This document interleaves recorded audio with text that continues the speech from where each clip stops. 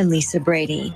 President Biden's son Hunter is convicted, but that likely won't stop a debate about government being weaponized. I think our justice system is really, in some instances, the last thing that's holding us together, while other institutions around us kind of crumble. We speak with Fox's Trey Gowdy. I'm Dave Anthony. It remains a big question before the Trump-Biden rematch. Who will the former president pick to be his running mate? I think somebody who's got the good foreign policy and national security experience, who's also great on TV, who's a great communicator, is probably the best way to go for President Trump. And I frankly think that comes down to 2 or 3 people. And I'm Greg Jarrett. I've got the final word on the Fox News Rundown. Less than 2 weeks after former President Trump became the first U.S. president convicted of a crime, history is made again, this time in a federal courtroom in Delaware. Quite an extraordinary moment when the son of the sitting president of the United States was found guilty. It happened very quickly. Hunter Biden showed no emotion. He remained tense. He was looking still. He patted Abby Lowell on the back as if to thank him, even though this did not go their way. Fox's David Spunt at the courthouse in Wilmington, where First Lady Jill Biden attended nearly every day of the trial, but wasn't back in the courthouse yet when the verdict was read. The jury finding Hunter Biden guilty on all counts, 3 felonies, for lying about drug use when he bought a gun in 2018. Ultimately, this case was not just about addiction, a disease that haunts families across the United States, including Hunter Biden's family. Special Prosecutor David Weiss says the case was about illegal choices made in the throes of addiction. His choice to lie on a government form when he bought a gun and the choice to then possess that gun. It was these choices and the combination of guns and drugs that made his conduct dangerous. One juror describes the case as heart-wrenching, but says they just tried to focus on the evidence, ultimately rejecting defense attorney Abby Lowell's suggestions that Hunter wasn't using illegal drugs around the time he bought the gun. Hunter Biden, who did not testify, says he's disappointed with the verdict, but more grateful for the support of family and friends. President Biden also releasing a written statement saying he'll accept the outcome and loves his son, also signaling an appeal is being considered. The verdict happened during a House Rules Committee hearing. Now I ask, after the verdict this morning, how can any Republican in their right mind argue that the Biden administration is weaponizing the DOJ to hurt Republicans and to help Democrats? Massachusetts Congressman Jim McGovern also says there's a stark contrast in reaction to the Hunter Biden verdict and former President Trump calling his New York conviction for falsifying business records rigged. He is scheduled to be sentenced next month. There's no sentencing date yet for Hunter Biden, who could face 25 years in prison, but with no criminal record could also avoid prison time. His jury deliberated for only about 3 hours. We are fascinated by the intersection of law and politics, but juries are fascinated by facts. Trey Gowdy is a former federal prosecutor and congressman, now the host of Sunday Night in America on Fox News Channel and the Trey Gowdy podcast. So it's pretty simple. Were you an addict or an unlawful user of a controlled substance when you filled out these forms? Well, there are no lawful users of cocaine, base, or crack cocaine. So we can rule that one. The question then becomes, were you an addict? It sure sounded like he was one, and the defense didn't put up an expert to say, no, he was not an addict. So every box that needed to be checked could be checked. I'm glad that they took a little bit of time, a couple of hours. But again, I've had verdicts in 14 minutes. So you can't possibly tell me that a jury went back and considered all of the evidence and took a bunch of votes in the course of 14 minutes. They had to have known walking back there what they were going to do. And I think that was true in this case, too. The defense did try to argue there was no proof of Hunter Biden using illegal drugs at the time of this gun purchase. Why wasn't that enough, at least for reasonable doubt? Yeah, that is a fact. He actually did not break out a mirror, a razor blade, and a $100 bill while he was filling out the forms. That is probably accurate that he did not. It also insults the intelligence of the jury. The fact that you are an addict does not talismanically stop when you walk through the threshold of some gun shop. So this statute says addict or unlawful user. I just think if your argument is that means you weren't literally using drugs at the time you paid for this gun, that you're not guilty. I just think juries, prosecutors talk a lot about common sense. Common sense dictates that statute does not mean that you were literally smoking a marijuana cigarette while you were handing over your credit card to purchase a firearm. What about the concept of jury nullification, kind of a good guy strategy, which seems like it would apply more now when he's in the recovery phase of his life, right? But, would it have helped to put Hunter Biden on the stand? No, it would not have helped to put him on the stand, I don't think. Whether or not you could call an expert to say that he actually was not an addict, one of the defense witnesses they called actually wound up backfiring. So, jury nullification is where you go when you have nothing else. You probably have heard the phrase, if you have the facts, pound the facts. If you have the law, pound the law. If you don't have either, pound the judge. That's a common phrase among us litigators. Jury nullification is where defense attorneys go when they have no defense. He has no defense on the facts. He's got Hunter Biden admitting to being addicted to cocaine base. I mean, he repeatedly admitting to it. You got the gun. You got family members who are not like dying to get him in trouble, corroborating the prosecution's theory. Look, I actually work with Abby Lowell, his defense attorney, quite a bit when I was in Congress. He represented Jared Kushner. He represented Ivanka Trump. He had no facts to go with here. So this was a long guilty plea. I mean, we can call it a trial if we want to, but to me, it was a long guilty plea. The ending was, if you like cliffhangers, don't watch this trial, because the ending was never in doubt. Do they have any potential avenues for appeal, in your opinion? None. Their best hope is that the judge blames Abby Lowell for the jury nullification and not the defendant.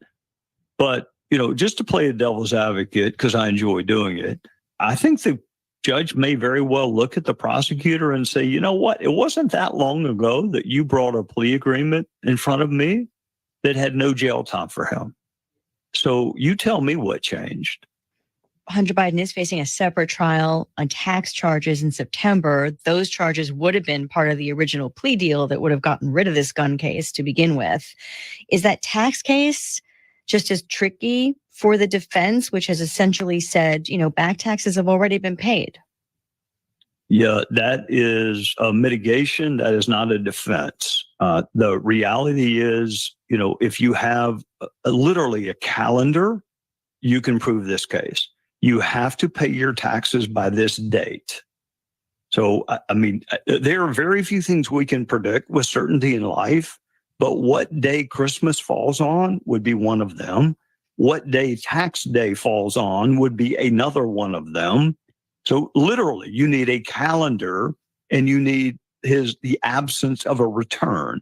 So that is not a complicated factual case. Politically, it would be very difficult for President Biden in the throes of a general election campaign to have a lot of conversation about how much money his otherwise unqualified son was getting from a whole bunch of folks. So I think he's going to plead to the tax case. Sentencing takes several months in the federal system. I think it'll drag out beyond the general election. The president will either have been reelected and be, term limited, or he will have been defeated and therefore a lame duck. And I think he's going to wind up pardoning his son. Even though he has said that he would not do that. He essentially ruled out, in an ABC interview, the possibility of a pardon. I hate to be cynical. You have no idea how much I hate to be cynical. It just drives my wife crazy how cynical I am. But he would not be the first politician to actually go back on something he or she said. There's actually a long, rich history of that in our country. So all he's got to say is what every other politician has said, which is some minor fact changed. Or my favorite when I was in Congress was somebody says, I prayed about it. Well, who am I to interfere with what God told you to do, or you think he told you to do? There are 1,000 ways out of that. The Trump campaign, in fact, calls the Hunter Biden trial a distraction from what they call the real crimes of the Biden family. The big picture, though, is a messy one this election year, with a lot of focus on court cases in general. And all of the prosecutors say we're following the law, no one's above the law. How much can all of this be impacting perceptions about the judicial system, though? And not in a positive way. And I can't pinpoint when it began. I've been very, very critical of some of the players in the past: Peter Strzok, Jim Comey, Andy McCabe. I can't pinpoint. I remember being in a congressional hearing and Jim Comey having that, faux righteous indignation that he was so famous for when I suggested that politics was influencing what the FBI was doing. And he said that the FBI doesn't give a whit about politics. There's not a person alive that believes that now. After his insertion into Hillary Clinton in the fall with his letter to Congress, after the fake Russia investigation, I think our justice system is really, in some instances, the last thing that's holding us together while other institutions around us kind of crumble. And I know there's a temptation to fight fire with fire. There's a perception that President Trump was unfairly targeted, so therefore let's go target Democrats. And I think you fight fire with water, not with fire. We have got to get beyond the point where we are using the justice system to go after political opponents. You go after fact patterns. No one is above the law, that is a fact, but no one is beneath the law either.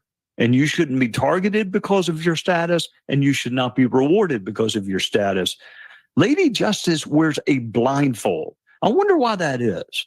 So she doesn't know who is in front of her, whether it's a friend or a foe.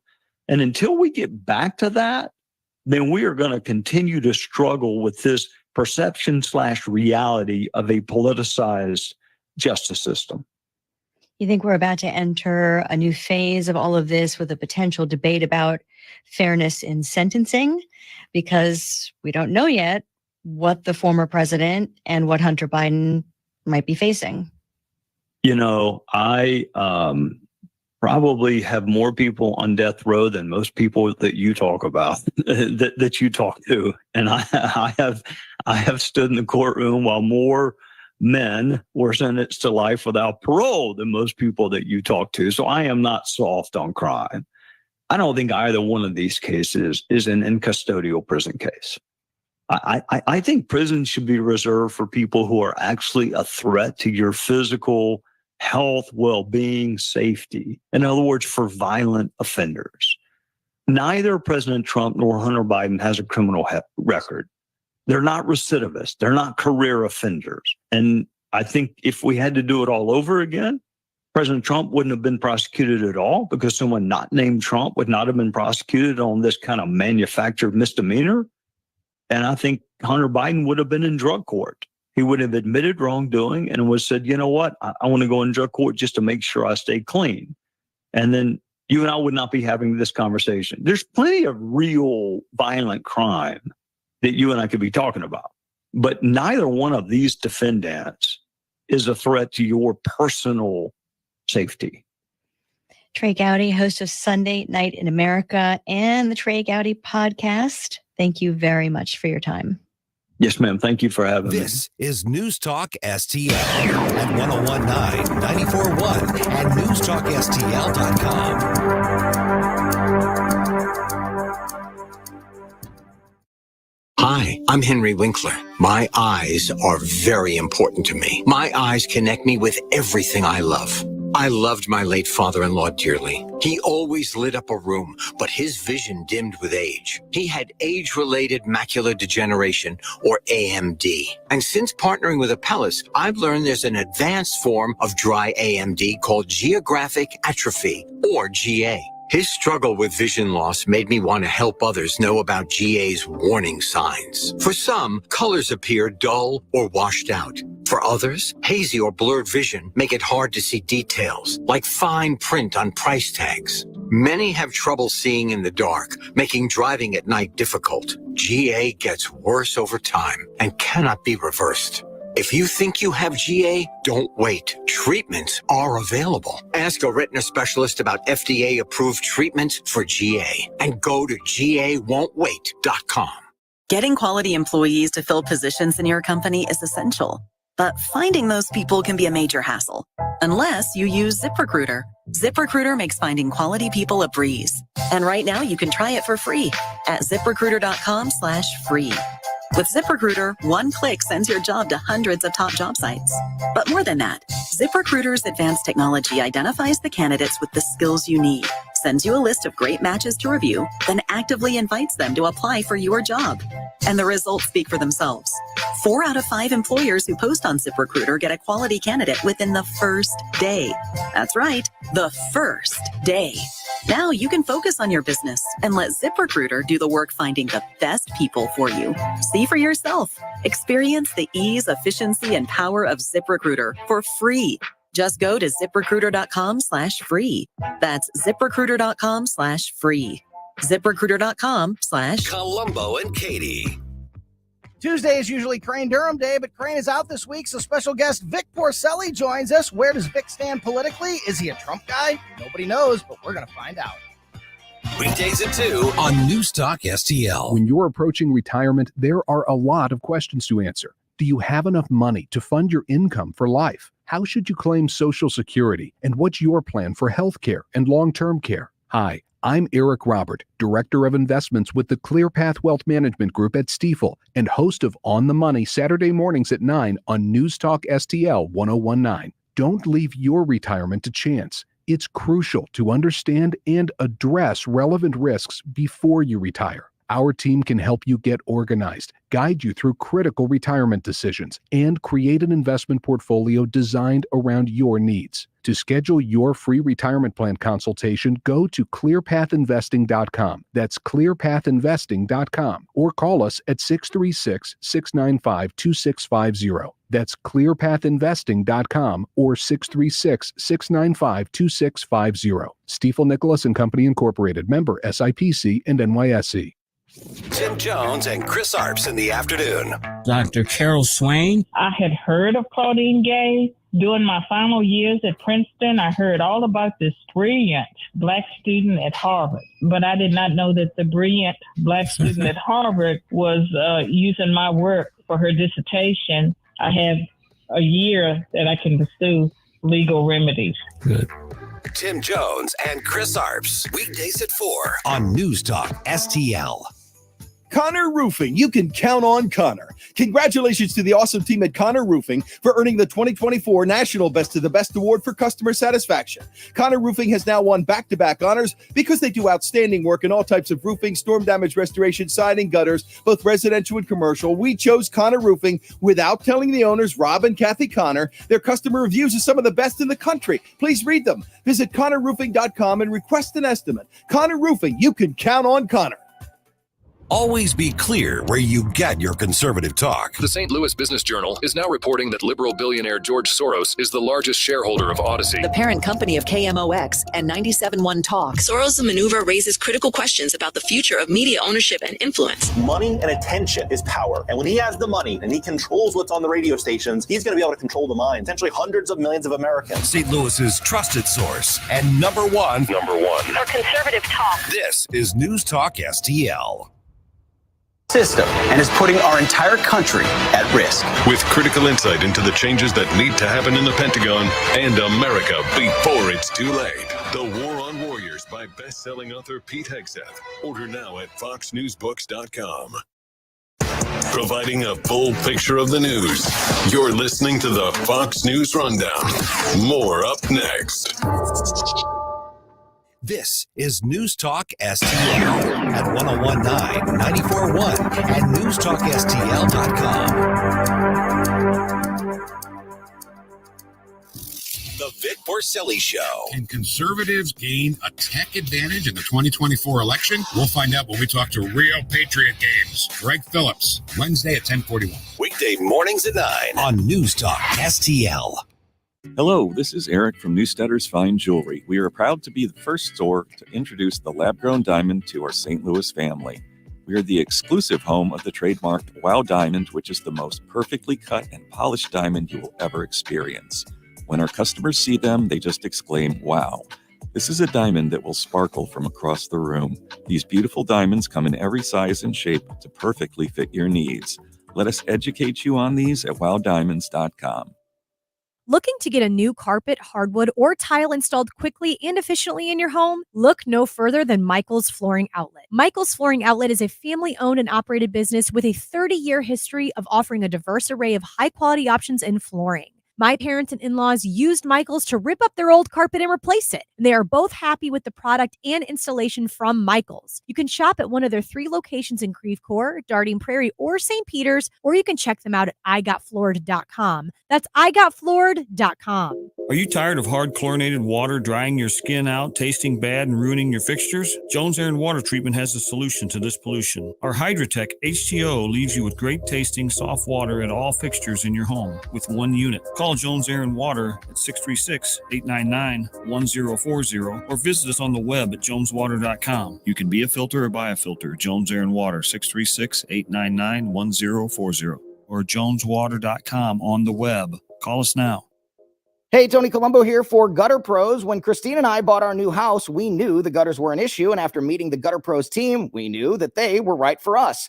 Gutter Pros is your all-in-one gutter service team that offers a variety of affordable solutions, and they even offer free estimates, so there's no cost to you to find out if they are right for your home, just like they were for ours. If you're having a problem with your gutters, contact the Gutter Pros now, because with Gutter Pros, water goes where they tell it to.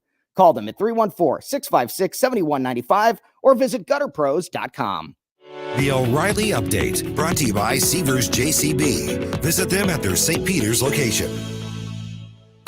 From the Michael's Flooring Outlet Weather Center.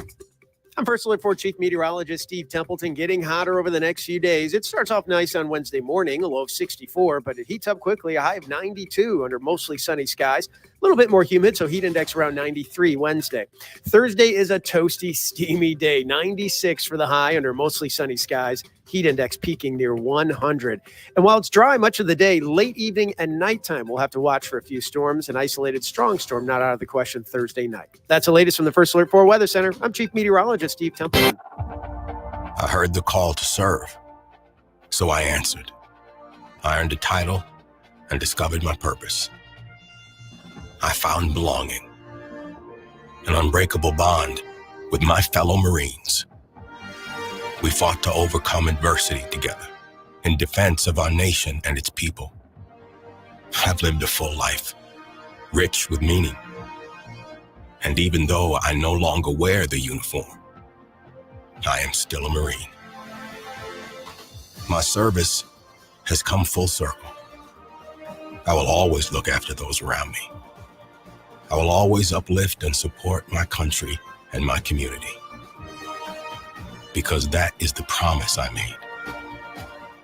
That is what it means to be a Marine. Semper Fidelis. Always faithful, always Marine.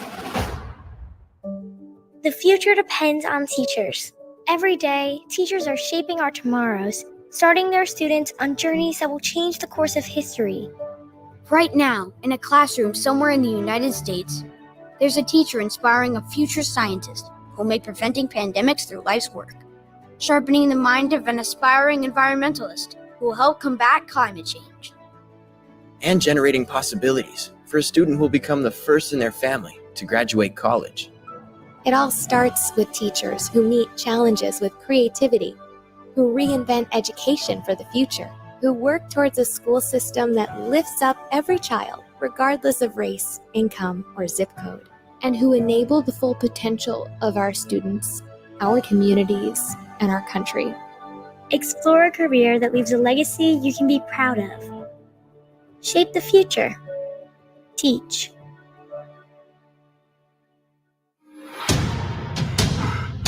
Everyone loves a champion, someone whose performance puts them head and shoulders above the rest. But not all champions wear a medal or hoist a trophy. At the U.S. Center for Safe Sport, we see champions everywhere we look. In every sport, on every court, we're building a foundation to ensure all athletes are safe, supported, and strengthened. We believe abuse can be prevented by taking a hard look at how we coach, how we train, and how we interact after the last whistle. We have provided over 2 million safe sport trainings. At the U.S. Center for Safe Sport, ending abuse is not just our job. It's our promise.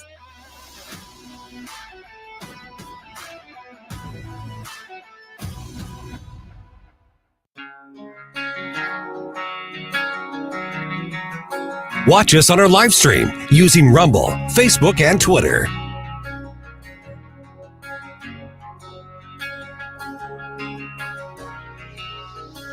Let's get the day started right. This is Mike Ferguson in the morning on News Talk STL.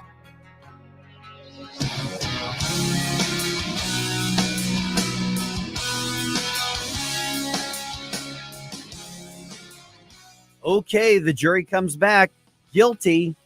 Hunter Biden found guilty on all counts. Is that justice, or is this, hey, they got somebody from our side, so we got somebody from their side, or is it something else? Hey, good morning, Mike Ferguson here. Curious as to what you think about that. And also, at least one Republican, very conservative lawmaker actually says this was a bad verdict. And I will tell you why, because you may say, what are you talking about? They got Hunter. Why wouldn't you be excited about that? Well, we'll talk about it. And here's my challenge. This is somebody on our side. He's raising an interesting point. Can you still look at him as being on our side, even if he disagrees with a lot of people on this? I think it'll be an interesting, fun conversation, but I'm curious what you think. Hey, good morning. I'm Mike Ferguson. By the way, thank you so much to everybody out at Sugar Creek Golf Course yesterday in High Ridge. Man, we had a great time doing the program from High Ridge. It was just a great time. Looking forward to all of News Talk being back out there later this month for the debate watch party. Okay, speaking of guns, not talking about Hunter Biden right now. The other day we had Mark McCloskey on. Of course, you can hear Mark every weekend here on News Talk STL. Not only is he pardoned for the plea deal that he had with the corrupt Kimberly Gardner's prosecutor office, his record has now been expunged. And he goes, by the way, there's no record anymore. Give me my stuff back. And Mark was on the program to talk about that and the bigger picture and the Second Amendment implications. And here's what he had to say. You remember, Mark, he came to national prominence. I mean, literally national prominence when he had a showdown with Black Lives Matter protesters with basically the BLM mob. They yanked down an iron fence and went trespassing on private property. Wait a minute. Hold on. I'm sorry.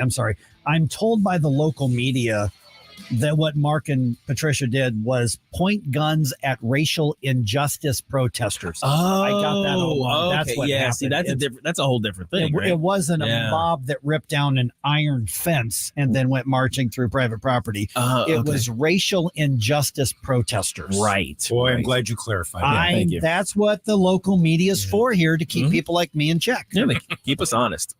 Okay, so we know that there was a plea agreement. The governor pardoned Mark and Patty. Now, late last week, we also learned that the judge expunged the record. So there's no record. Right. Mark McCloskey joins me right now. Of course, you can hear him every weekend right here on News Talk STL now. And Mark, there's no record. It's been expunged. You were pardoned anyway. And at this point, you're saying, oh, hey, by the way, I want my stuff back.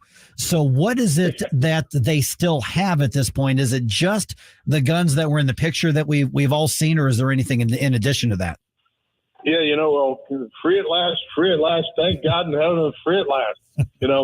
they confiscated that AR-15. By the way, it bugs me that even when I was interviewed on NBC Nightly News last week, they called it an AR-15 style rifle. Well, it was an AR-15, a real Colt AR-15. Don't demean my gun by calling it an AR-15 style rifle. Yeah, it's the real McCoy, right? Yeah, it's got the right brand, man. Brag about the brand. It's not, you don't, like, for instance, I don't drive around a Kia style SUV. I drive a Kia. Just saying. Yeah. I drive a Cadillac style Escalade. Anyway, so what happened is they came out and issued a search warrant, executed it on us on July the 10th, 2020, almost 4 years ago. And then when the governor pardoned us, of course, I thought that took care of that. And as I said to the trial judge and then later to the Court of Appeals, let's say I pled guilty and got 2 years in prison and the governor pardons me. Don't I get to get out of prison? And everybody says, yeah. Well, my guns got pardoned. How come they're still in prison? They didn't like that argument.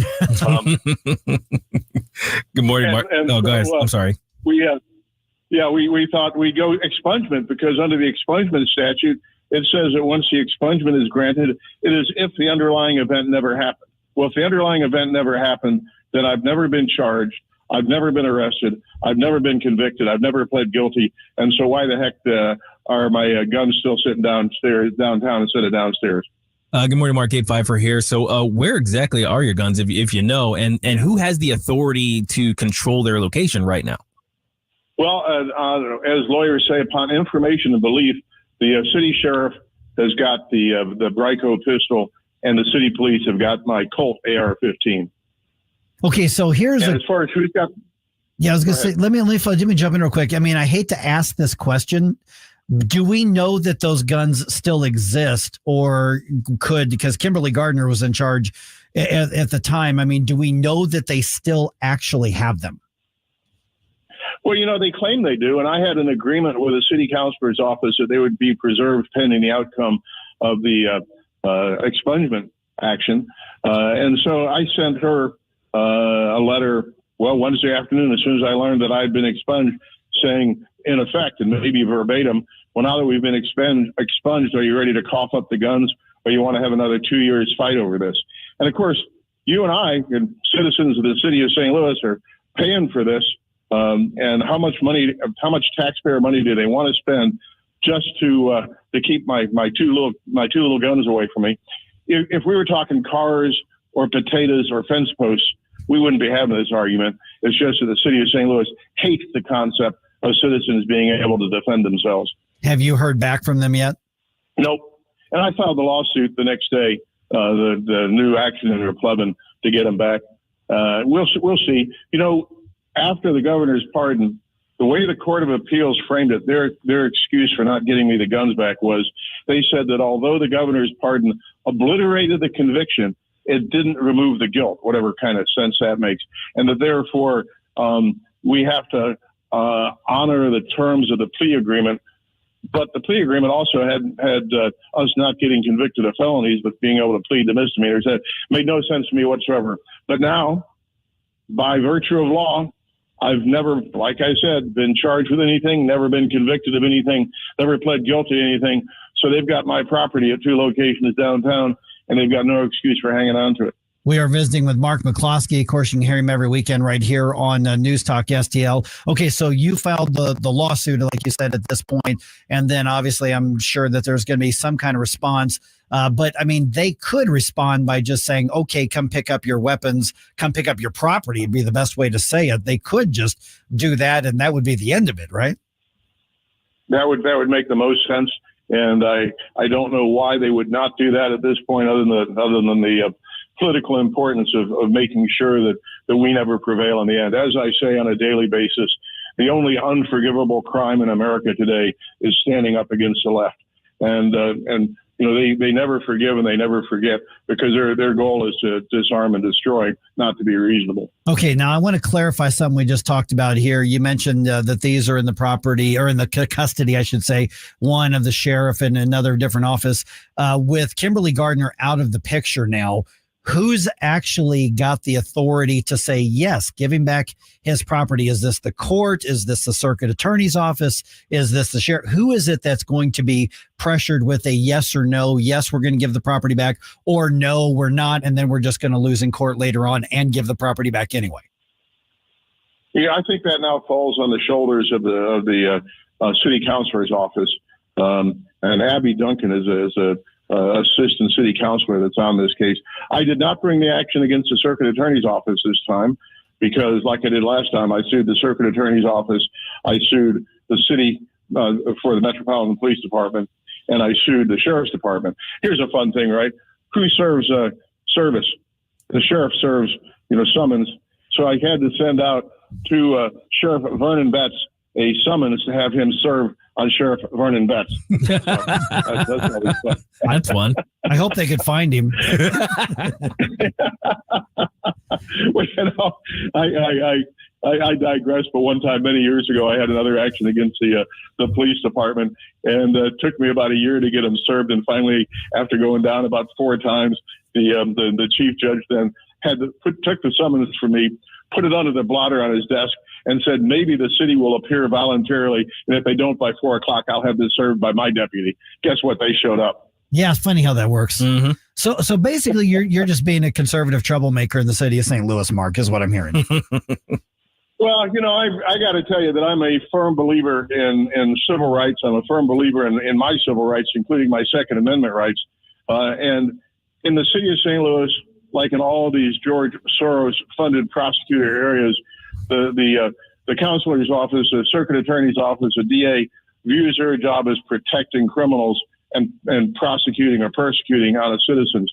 And I believe that each of us now not only has a right, but a duty to defend ourselves, because this government is determined to make sure that they don't defend us. They want to undermine us because, of course, out of chaos comes tyranny, and that's the end product of all of this. So I think that it'll be a victory for the Second Amendment when we get those guns back. Mark, is there any precedent for something like this where someone, had their record expunged or maybe a case was dropped and the city or the county or whoever was being reluctant to return their firearms, or is this going to be sort of a test case for that? Sounds pretty cut and dry. That's the thing. Yeah. Sounds cut and dry to me, but in the city of St. Louis, it has nothing to do with necessarily the law or logic. One of my neighbors here had his gun stolen. They were recovered by the police. He took 2 years to get his property back, even though he was a victim of crime, because the city just does not like coughing up guns to honest citizens. They don't mind having, a war zone out there in North St. Louis, but if you're an honest citizen and they get a hold of your guns, by God, it's going to be hard to get them back. So we shall see what happens. But I have a firm belief that we'll prevail in the end. I'm not quite sure what their argument's going to be now. Yeah, and just last question for you, Mark, as you mentioned, talking about this being a victory for the Second Amendment, now here's the communications consultant in me coming out. The easy thing for the city to do is to say, yep, come to the office, just pick it up and go away, and then be done with it, and it stays out of the headlines and it moves on. And you and Patty can afford to buy new guns if you want to buy new guns. That's not the issue. There is something bigger involved here, I'm sensing, which is why you're pushing it. Why is it so important to you to have the city turn these guns back over to you? Because I'm getting the impression this isn't just about this sidearm and this AR-15. That it's bigger than that. Well, it is bigger than that, and it's just, Republicans tend to be weak and ineffectual, and I've been a Republican my whole life, but I mean, I could go on for hours about how our party has let us down and how they're always backing up and the left is always pushing. It's important for each of us to never back down, to force every advantage and to make sure we stand up against the left, because every little victory for the left diminishes our rights. And so we have to fight vigorously for every right we have and every opportunity we have. And this is part of that battle. All right, Mark McCloskey, you can hear him every weekend here on News Talk STL. By the way, you can go to our Rumble page and check out his most recent Mark McCloskey on Fire as well. But Mark, people want to be in touch. But before then, what's the way to do it? Social media? What do you want them to use to get in touch or say hi or give you some support?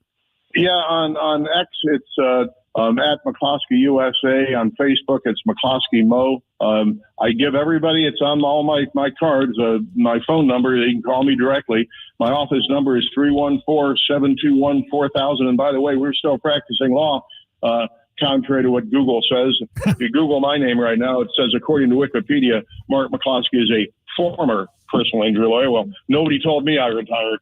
Yeah, but Wikipedia never lies. I saw it on the internet. Jeez. Yeah, for 2 years. For 2 years after our first event on June the 28th of 2020, if you Googled the McCloskey Law Center, it said permanently closed. If you tried to look us up on Google Maps, it said permanently closed. Wow. Oh, geez. Leftist. There's very little that they'll stoop, that they won't stoop to. All right. Hey, Mark, thanks for giving us the update. When things change, you hear back. I'd love to get a heads up on that. We'll let you update everybody here on the morning show again. I sure appreciate it. Thanks a lot, guys. Going to get things going with that first morning news dump of the day in about 2 minutes and 18 seconds right here on 101.9 and 94.1 News Talk STL. We give you news, analysis, opinion, and more. Only on News Talk STL.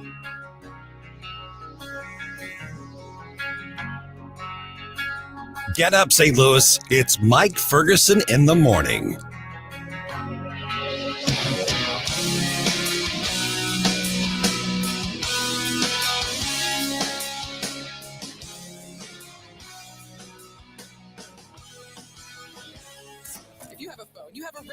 Download the News Talk STL app. Love the News Talk STL app. On my way to work in the morning. Usually I'm in the car. I listen on the app in my car every morning going to work. Download the News Talk STL app and listen anytime, anywhere. My friend, death is certain. Are you prepared? Larry Connors here. I don't want to scare you, but your funeral plans are an important conversation you need to have with your spouse, family, other loved ones. My friend Benjamin Schaefer at Senior Memorial can help find you an affordable final expense life insurance policy, regardless of your health condition. You could qualify up to $30,000 of lifetime coverage. Life insurance plans with Senior Memorial also offer living benefits towards hearing and diabetic supplies, access to a 24-hour teledoc service, discounts on urns, caskets, tombstones. Call my friend Benjamin at Senior Memorial and discover your legacy at 314-866-8886 or visit memorialplans.com. Memorialplans.com.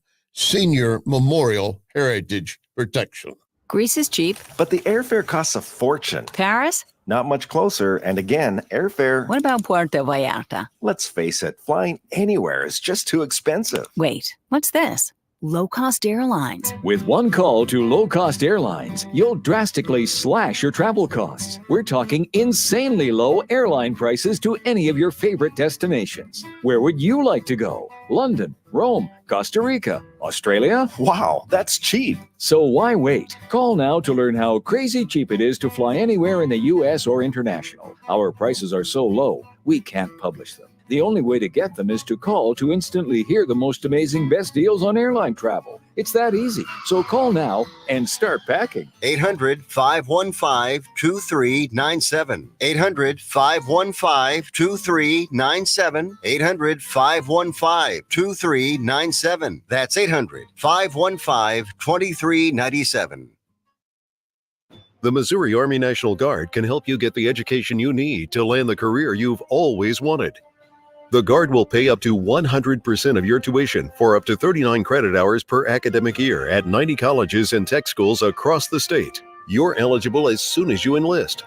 Learn more about the many benefits that come with serving part-time in the Missouri Army National Guard. Visit NationalGuard.com today. Sponsored by the Missouri Army National Guard. Aired by the Missouri Broadcasters Association and this station. Live and local. Well, here's what's on my mind. I think I got the solution to immigration. News Talk STL. News, analysis, opinion. Hey everyone, this is State Senator Nick Schroer. I am the host of Stand and Fight every Sunday night. Right now, let's hear more of Mike Ferguson in the Morning Show here on News Talk STL. The Morning News Dump. Are you joking? Is this a joke? Listen, folks. The Morning News Dump. All right, Hunter gets the verdict from the jury. I'm actually kind of fascinated with some of the responses that are happening from around the political world. This is interesting. We're talking about that in just a little bit. St. Louis's Renaissance continues. Remember, we're told that St. Louis is in a renaissance by City Hall. I've heard that. Yeah. Does renaissance mean more crime? What they think it means? Maybe not. It's like you're using that word, but you don't know what it means. All right. And is the UFL worried about low attendance at Sunday's championship game in St. Louis? Well, they ought to be. Yeah, let's see. That was my next question is, should they be? I think you're right. Let's see. Let's figure out what the over-under on attendance is here in just a little bit. All right. It is 5:52 right now. The jury in Hunter Biden's federal gun trial reached a verdict after really wasn't that long. I mean, some hours of deliberation, but it came back the same day. Bernie Bennett has the update for us. President Joe Biden's son, Hunter Biden, has been found guilty on all 3 felony charges in a Delaware court trial related to his efforts to obtain a firearm in 2018 while allegedly addicted to drugs. The younger Biden, who pleaded not guilty last October after being indicted by special counsel David Weiss, has denied the charges. The son of a sitting president has never before faced a criminal trial. Hunter Biden could face up to 25 years in prison, though legal experts believe he would not serve time being a first-time nonviolent offender. The trial comes on the heels of former President Donald Trump's conviction on felony charges in a criminal case in New York. Bernie Bennett reporting. I don't mean to be a spoiler here, but he's not going to spend time in prison, but we'll see where this goes from here. All right. And after those guilty verdicts, turns out some Republicans in Congress say they're not done with Hunter Biden just yet. House Oversight Committee Chairman James Comer was on Jesse Waters' prime time last night on Fox to talk about that verdict. And he says, it's not just about Hunter. He says they've got the entire family kind of on their radar. Justice has not been served. Justice will not be served until the Department of Justice takes into account all of the financial crimes that the entire Biden family committed. It wasn't just Hunter Biden. It was also Joe Biden and Jim Biden. The entire family benefited from the Biden influence peddling scheme. At this point, Hunter Biden's sentencing is scheduled for October. There's no word yet as to whether or not any appeals are going to be filed. I have actually not heard that they're interested in appeals. We'll see how this goes from here. All right. Missouri executes another convicted murderer. 69-year-old David Hosier was pronounced dead at 6:11 yesterday evening in Bonne Terre.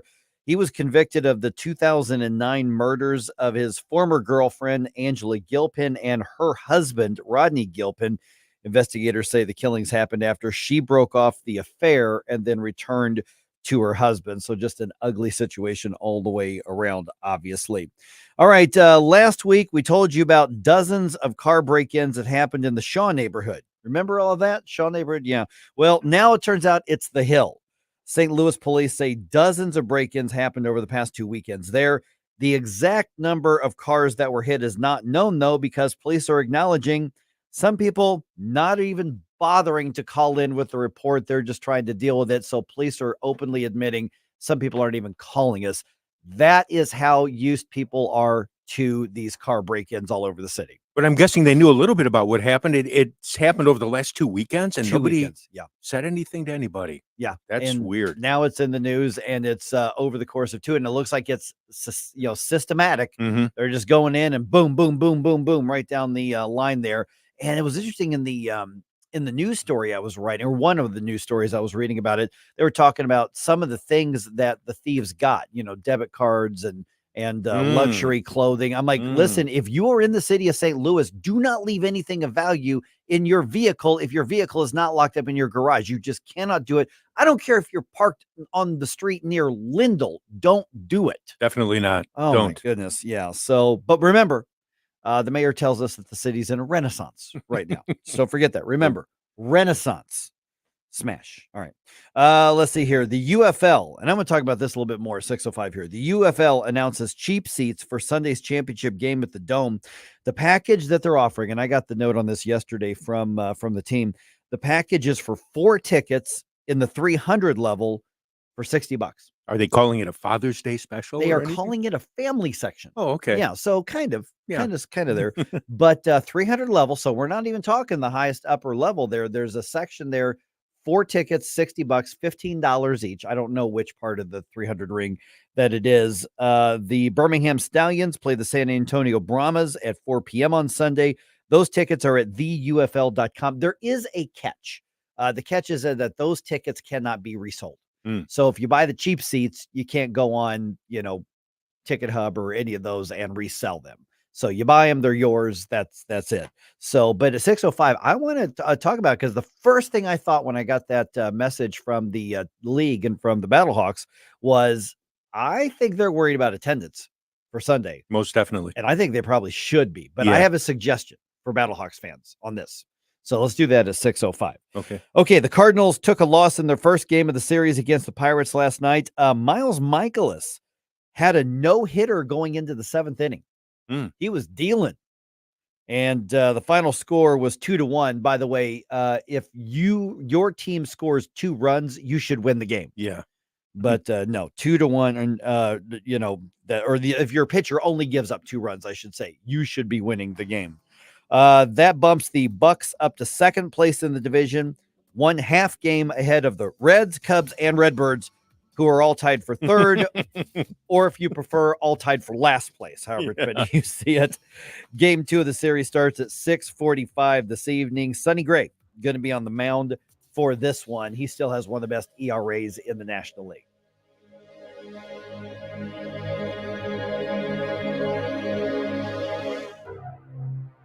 Report cards are a good way to show how well your kids are doing in class and where they might need improvement.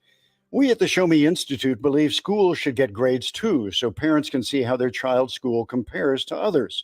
That's why we came up with the Missouri School Rankings Project. Click on the website moschoolrankings.org and it's all there. Rankings and letter grades for all the schools in Missouri. The rankings are based on categories such as student performance in English language arts and math, ACT scores, and graduation rates. Then we take the rankings and come up with a grade point average, just like your child has. Each school and district has a grade, and the website is easy to use. And now we've added spending data for every district, so parents, taxpayers, and policymakers can see where the money is going. Don't you want to know how your child's school stacks up? Learn more at showmeinstitute.org. The Show Me Minute has been brought to you by Show Me Institute and Show Me Opportunity. News Talk STL is proud to have Doug Voss as part of our lineup every week. Doug has been a staple on St. Louis radio for many years as one of the leading financial experts in the area. You can hear Doug and Safe Money Radio 3 times every weekend on News Talk STL. And in case you miss anything, you can check it all out at DougVossSafeMoneyRadio.com. What else do our listeners need to know, Doug? Simply put, I focus on helping pre-retirees and retirees build, preserve, and protect retirement assets, and I've been helping my clients solve their insurance and financial needs for the past 33 years. I also strive to educate my clients on how to prepare for retirement, minimize the impact of market volatility on their assets, and deal with the challenges of increased longevity. Call me today at 844-676-SAFE. That's 844-676-7233. Doug Voss is a registered representative. Securities offered through DHL Securities, LLLP, member FINRA and SIPC. KLGY HD3 Clayton, K270BW Bellefontaine, KNBS Bowling Green. This is News Talk STL at 1019, 94.1, and always streaming at newstalkstl.com. Breaking news this hour from townhall.com. I'm Jeremy House. 8 individuals from Tajikistan with suspected ties to the Islamic State group have been arrested in the United States in recent days. Multiple people familiar with the matter say the individuals who entered the U.S. through the southern border are being held on immigration violations. Also on srnews.com, a jury in Delaware yesterday found Hunter Biden guilty on 3 felony gun charges after a week-long trial that focused on his history of drug addiction. Special counsel David Weiss says his team faced a very difficult assignment. These folks have been working 7 days a week for the last couple months, litigating a variety of issues in district and appellate courts on 2 coasts. They have given their heart and soul to this work. President Biden's son faces sentencing and another trial on tax charges in the middle of his father's re-election campaign. The pro-business organization Job Creators Network today is releasing the 100th episode of its Main Street Matters podcast. It features a rare interview with Home Depot co-founder Bernie Marcus. At age 94, he's still bullish on America as an incubator for new jobs, says over the years he's held dozens of them. There's nothing I didn't do. I put up pins in bowling alleys. I cleaned toilets. I was a waiter. I worked in the circus. I can't think of anything I didn't do. All of those things I did, I found to be fascinating and became part of my character. Bernie Marcus calls today's 100th episode of the podcast a megaphone for small businesses. His full Main Street Matters interview is being released today by the Salem Podcast Network. North Korea leader Kim Jong-un has hailed the country's expanding relationship with Russia. As reports suggest, Russian President Vladimir Putin will soon visit the country.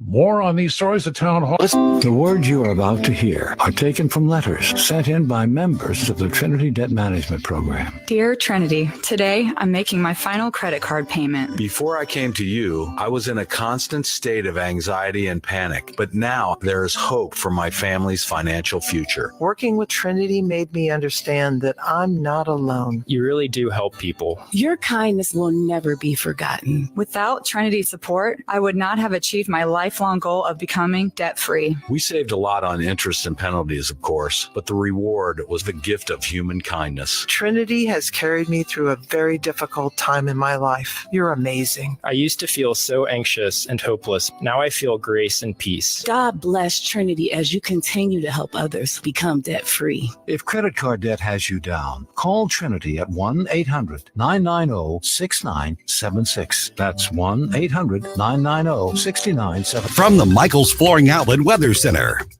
I'm First Alert 4 Chief Meteorologist Steve Templeton. Getting hotter over the next few days. It starts off nice on Wednesday morning, a low of 64, but it heats up quickly, a high of 92 under mostly sunny skies. A little bit more humid, so heat index around 93 Wednesday. Thursday is a toasty, steamy day. 96 for the high under mostly sunny skies. Heat index peaking near 100.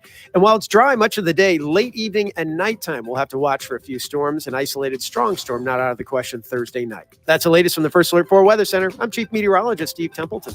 This hour of News Talk STL is brought to you by Rodney and Jen Wallner and the entire Wallner home selling team at Berkshire Hathaway. Call them today at 314-810-SOLD. 314-810-SOLD.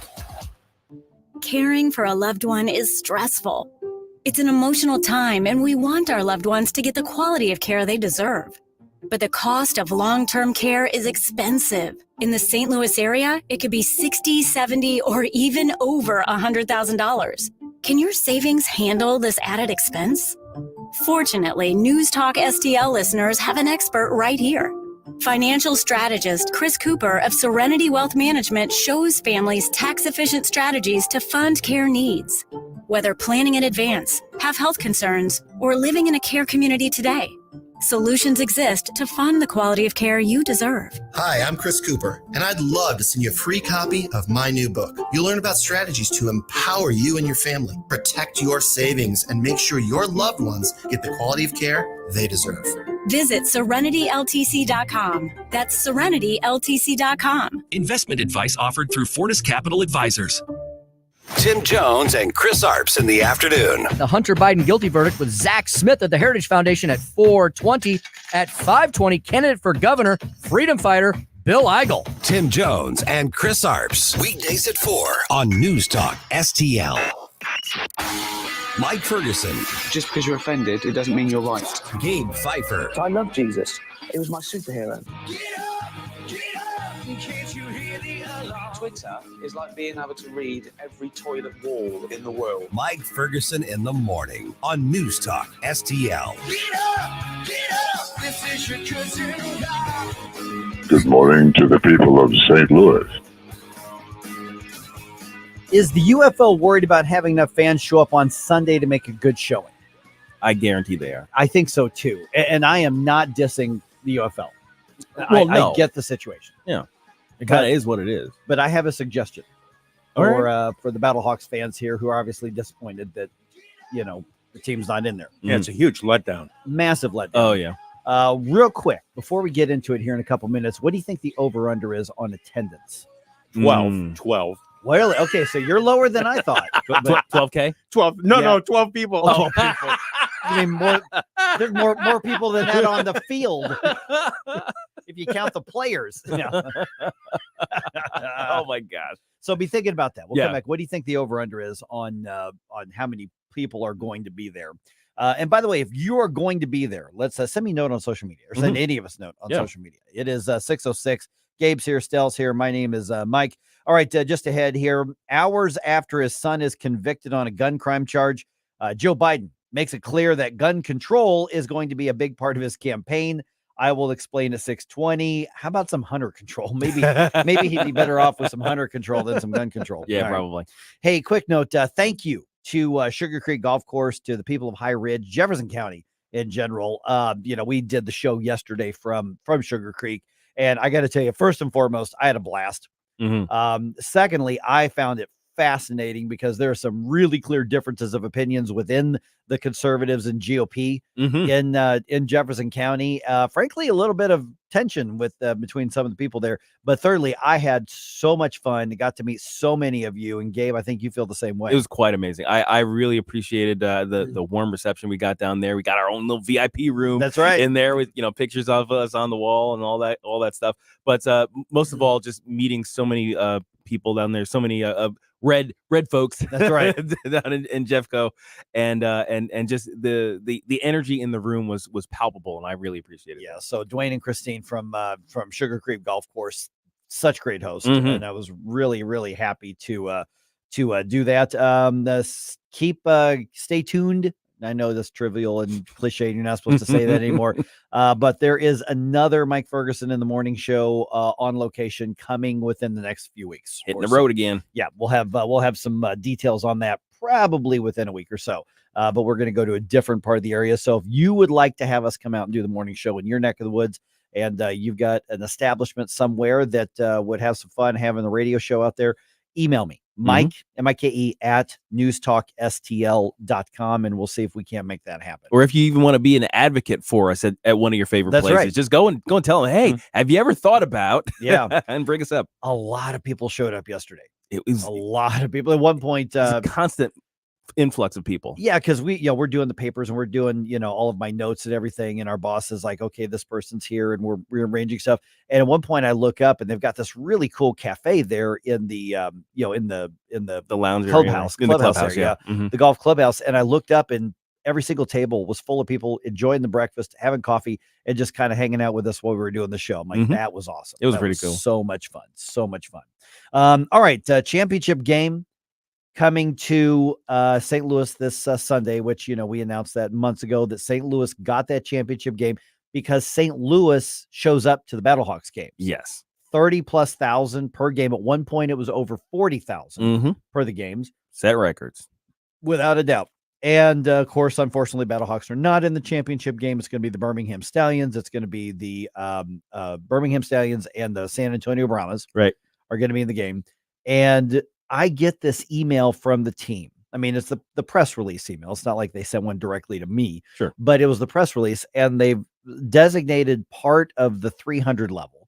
So good seats. I mean, I've sat in those for Battlehawks games. They're really good seats.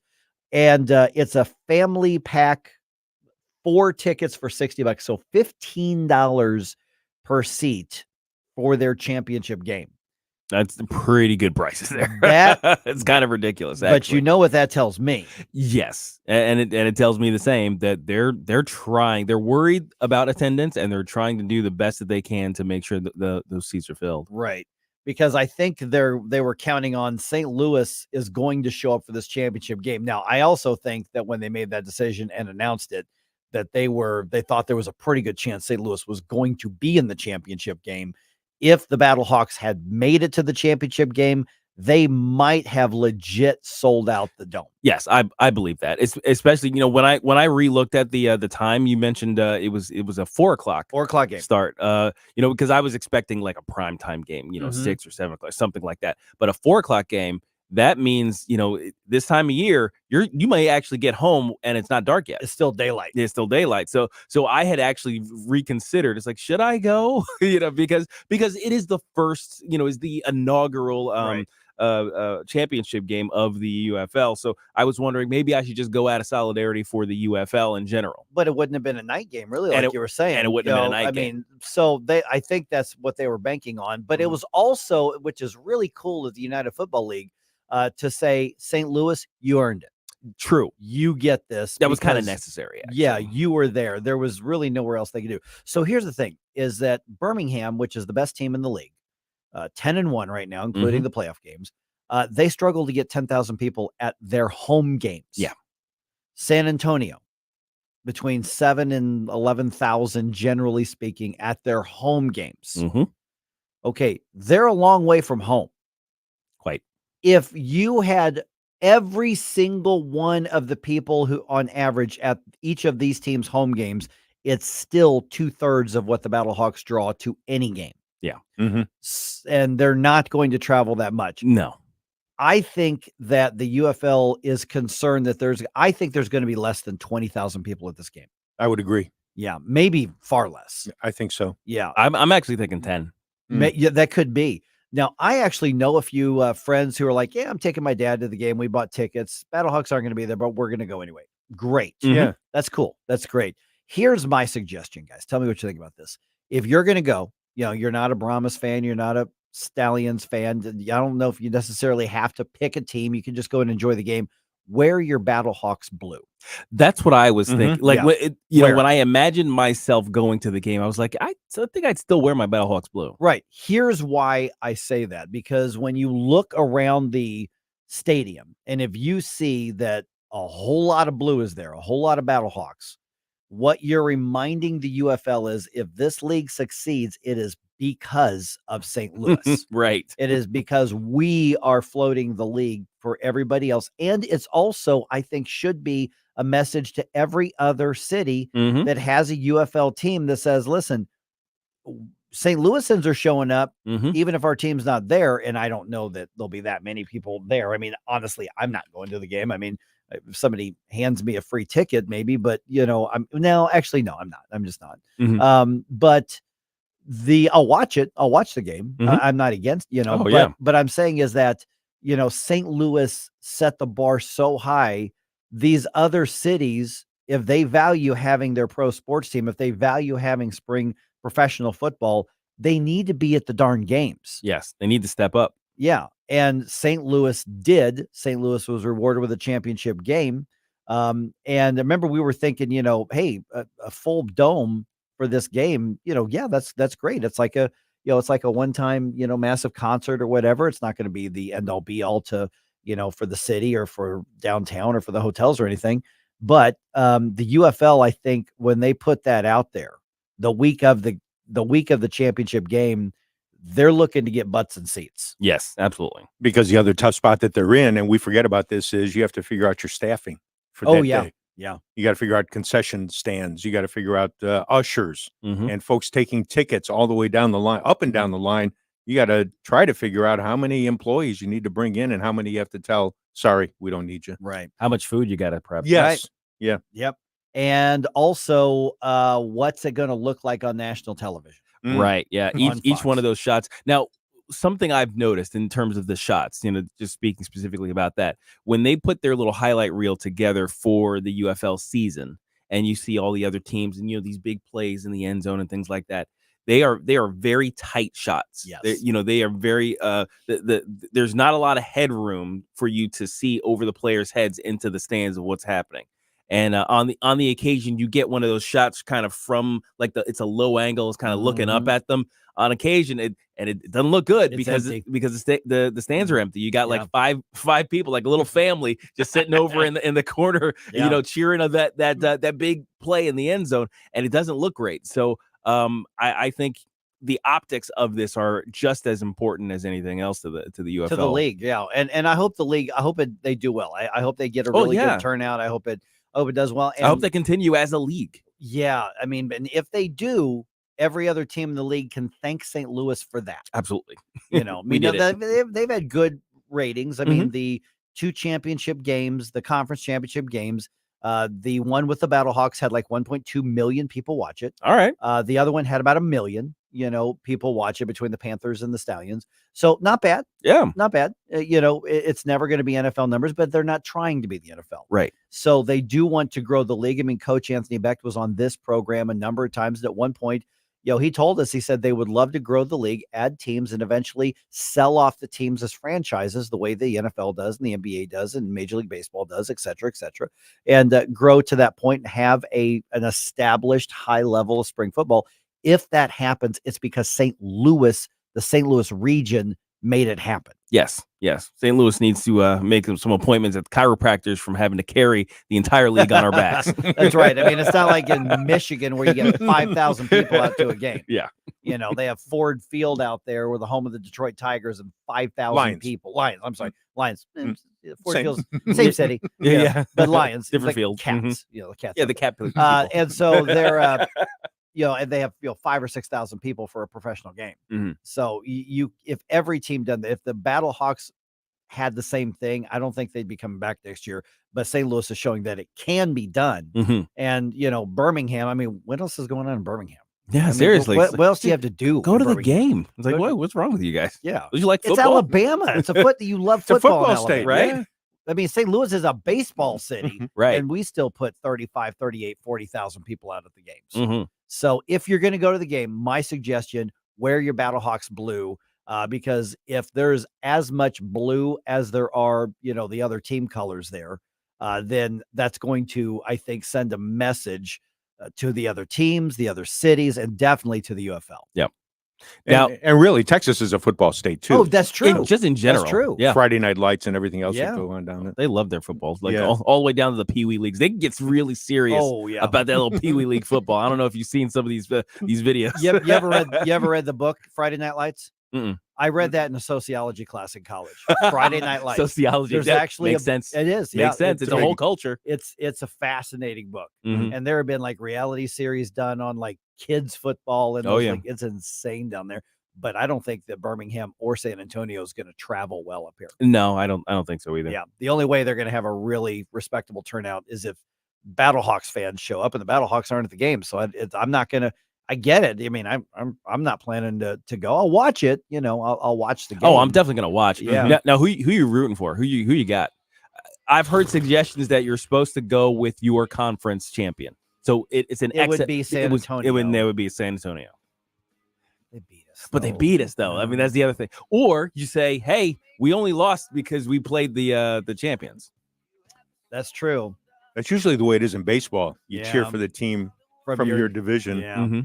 And it kind of goes from there. The other thing, the feels reason weird, I like San Antonio is they have a somewhat legendary head coach in Wade Phillips. Oh, yeah. Who was with various NFL teams for years. Yeah. So I like the guy. I think he's a really good coach. So yeah, I'll be rooting for the Brahmas. My guess is the Stallions are going to win. Mhm. But Yeah. you can talk me into rooting for the Browns. There you go. You can talk me. All right. 314-912-1019. This is 1019-941 News Talk STL.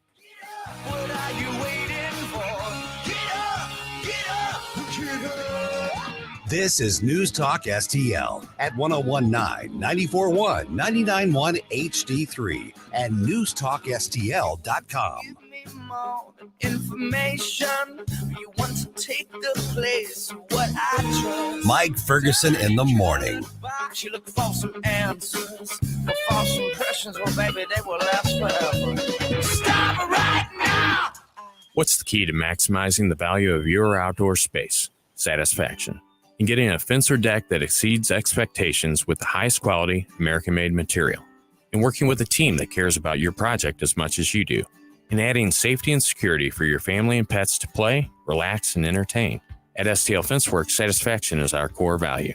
Doing it right the first time, standing above the competition. At STLFenceworks.com, your satisfaction is our passion. Columbo and Katie. Harrison County Board of Education is punishing and suspending 13-year-old girls from being able to compete in their sport because they didn't want to compete against a boy. Meanwhile, protesters violently taking over buildings and breaking the law and threatening violence, they're not being punished, but these 13-year-old girls are. Tony Columbo, Katie Fitzpatrick. Weekdays at 2 on News Talk STL. Are you concerned about the future of America, the economy, the courts, threats to our freedoms?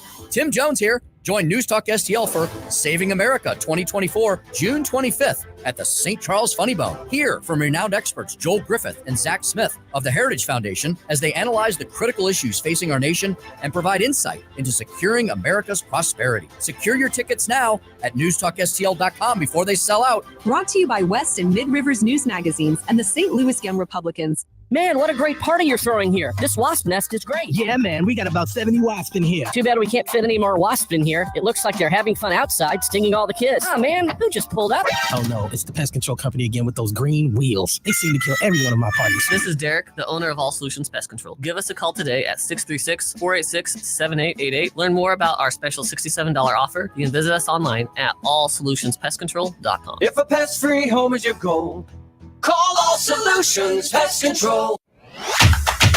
I'm Susie Moore, and this is More to the Point. It was just a little over a year ago that we first heard of IRS whistleblower Gary Shapley, who came forward to expose irregularities in the agency's investigation into Hunter Biden's unfiled and delinquent tax returns. Not long after Shapley sat for an on-the-record interview with the House Ways and Means Committee, he and fellow whistleblower Joseph Ziegler formally testified before the Oversight Committee. Just a few days later, Delaware U.S. District Judge Mary Ellen Noriega raised questions about the sweetheart plea deal on tax and gun charges that Hunter and his father's Department of Justice were on the brink of finalizing, a deal that would have given the first son global immunity. And then it all blew up. Attorney General Merrick Garland belatedly appointed Special Counsel David Weiss, who'd previously seemed less than enthused about prosecuting Hunter. Gun charges were formally filed in the Delaware case, and tax evasion charges were formally filed in California. And on Tuesday, a jury from the Biden's own backyard found Hunter guilty on all 3 gun-related charges, thanks in no small part to his notorious laptop from hell, the one that wasn't just a Russian information operation after all. And of course, thanks to Mary Ellen and the whistleblowers. It's thanks to them that we now know 2 things.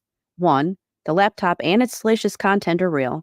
And 2, there are people in and around our federal government who will stop at nothing to preserve their power. Susie Moore is Deputy Managing Editor for RedState.com. For more to the point and everything Susie Moore, log on to RedState.com. Follow Susie on Twitter at SmoozyQ and keep listening to 1019 and 94.1 News Talk STL. This hour of Mike Ferguson in the Morning is brought to you by Stifel. Request a portfolio review from your Stifel financial advisor at Stifel.com. That's STIFEL.com.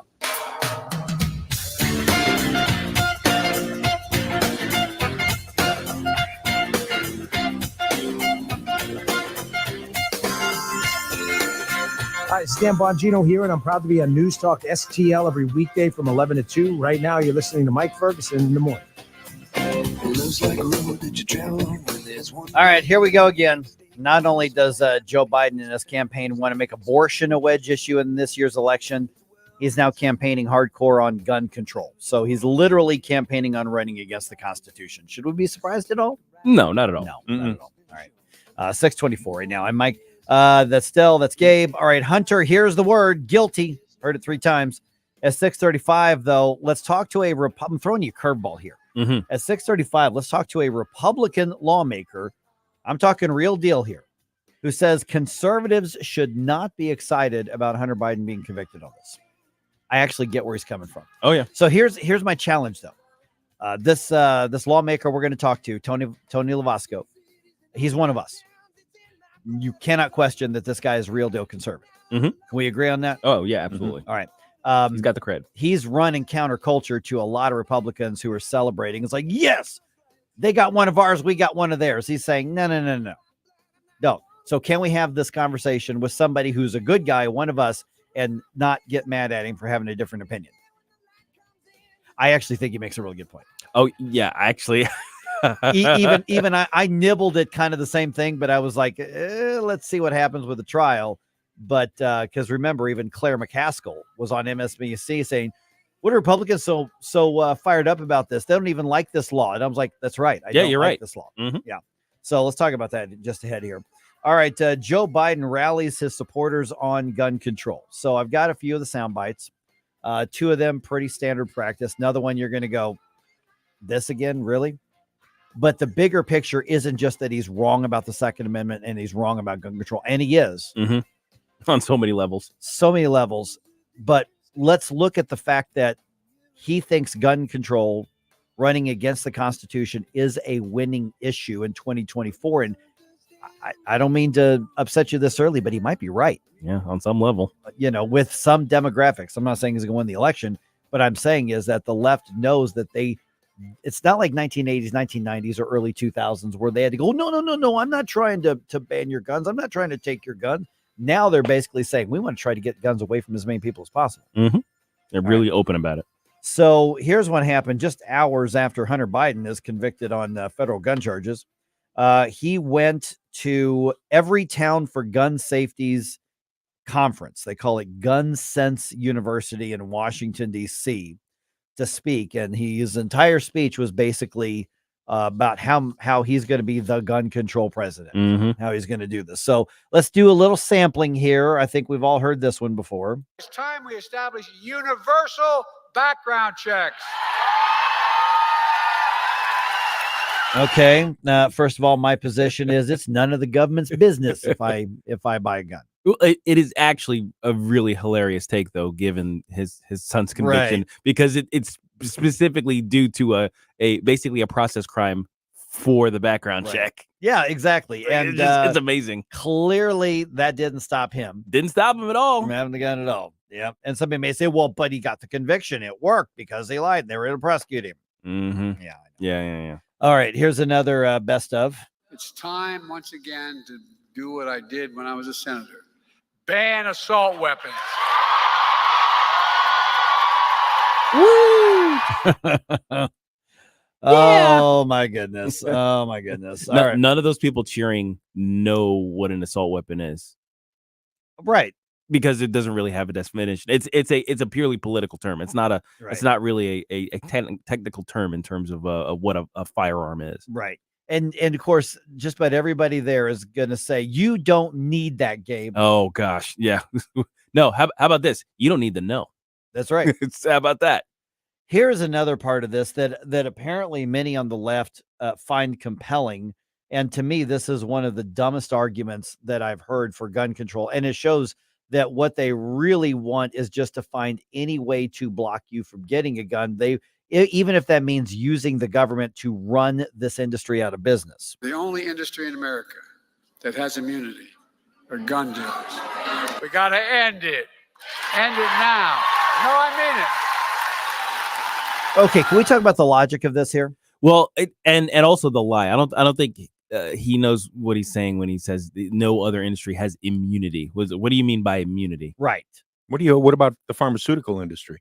Oh, but pharmaceuticals have been getting a level of immunity that no other company has. Actually, in that regard, they've been vaccinated from immunity, from prosecution. Yeah, they've been vaccinated against prosecution for Yeah, no, I mean there have been some recalls and there have been class action lawsuits and things like that. So that has happened. Supposedly, there's an agency that's supposed to make sure everything's on the up and up before they hit the shelves. But that's a whole. He talked about gun dealers. They've also said the similar things about gun makers. Yeah. They have immunity that, that you can't charge them or sue them for the damage they cause. They don't cause any damage. Right. Okay. So if I sell somebody a gun, their argument is I sell somebody a gun and they go out and commit mass murder with that gun, that I was complicit in that, especially if I had any indication that this person was, off.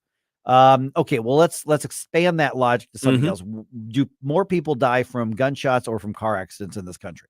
Many, many more in car accidents. More people die from gunshots or from drunk driving accidents in this country? Many, many, many more from drunk driving. So if I'm a car salesman and I sell somebody a car and I know this guy is the local drunk, then am I going to be liable if that guy goes to the bar and then drives home and hurts somebody? Similarly, the bartender. Yeah, I'm the bartender at the bar, right? The waiter at the restaurant, or even more so, the bar owner, because you sold him, as the head of the thing, you sold him the alcohol. It's the same concept as selling the gun, right? From the gun manufacturer's point of view. But what about the guy who sold the car? The actual inanimate object. What about the guy who made the car? Right, the guy who made the car. Why does it have to be so powerful? Yeah. Nobody needs 350 horsepowers, Mike. That's right. That's right. I mean, we need just common sense horsepower control. But this is the logic. This is this, and the fact that, and here's where I'll kind of wrap on this to chew on this for a little bit. Those of us who are in the freedom movement, those of us who are in the conservative movement, especially people who are hardcore about it like I am. If you're new to the show, I don't think the Second Amendment gives us any rights whatsoever. It acknowledges a human right that pre-exists that we have. And so it's a human right to self-defense, which is why I don't think it's any of the government's business what guns I may or may not have. Or even expanding that, what implements I use for self, that includes firearms. That includes anything I use to protect my other rights. It should be fair game. But here's the fact of the matter is that a lot of the voters under 40, a lot of the voters under 30, people who have been completely saturated with our media culture, with our public education system, they are not passionate about the Second Amendment. We look at this and go, that is a violation of the Second Amendment. That is a violation of natural rights. I am telling you that even many young people who consider themselves Republican or consider themselves moderate or even consider themselves right of center, there are many who goes, yeah, but we can have a few common sense things. Yeah. They don't think in terms of absolute human right to self-defense and the danger of a government infringing on that. So we've got a mass heart-winning message that we have to have on this, that if you really care about people, then you allow them to defend themselves without government interference. Yeah, I think there's a real wide road when it comes to once you start implementing restrictions on natural rights. And people, I won't say fall for it, but it's very easy to say, well, of course I don't want the drug addict to have a firearm. And on surface, it makes sense. But the real question is, are you willing to restrict the rights of all gun owners just so the drug dealer doesn't get his or whatever? And that kind of leads into the conversation we're about to have with State Representative Tony Lovasco. Let's go back to the Hunter Biden case. Do I want drug addicts walking around with guns when they're high on drugs? Of course not. Right. Nobody wants that. No. Do I want somebody who's drunk getting behind the wheel of a car? Absolutely not. Does that mean I should have to blow into a thing before I get in my car? I've never driven drunk. I've never, Why does restriction extend to me? Right. Is the question. All right. 314-912-1019. State Representative Tony Lovasco going to be with us. He sort of put a spicy tweet out there about the Hunter Biden conviction. Sure did. And he's one of us. He's one of the good guys. So let's get into it and see if he wins you over, or if you can agree or disagree. Let's talk about that just ahead here. 1019-94.1 News Talk STL. Like us on Facebook at News Talk STL. Get up. It's Mike Ferguson in the morning. Throughout these cities and all these towns, it's in my blood and it's all around. I loved you now like I loved you then. This is the road and these are the hills. From the Michaels Flooring Outlet Weather Center. Today is a real pivot point in our local weather as hotter air moves in. Up to 92 degrees this afternoon under mostly sunny skies. Humidity on the rise, too. I would call it noticeable, but not excessive. Clear skies tonight, down to 70 for the early morning low. Thursday looks steamy. Boy, we'll jump to 96 in the afternoon. Heat index peaks around 100. And then Thursday evening and into the night, storms approach from the north. A few could be strong. We'll keep an eye on that.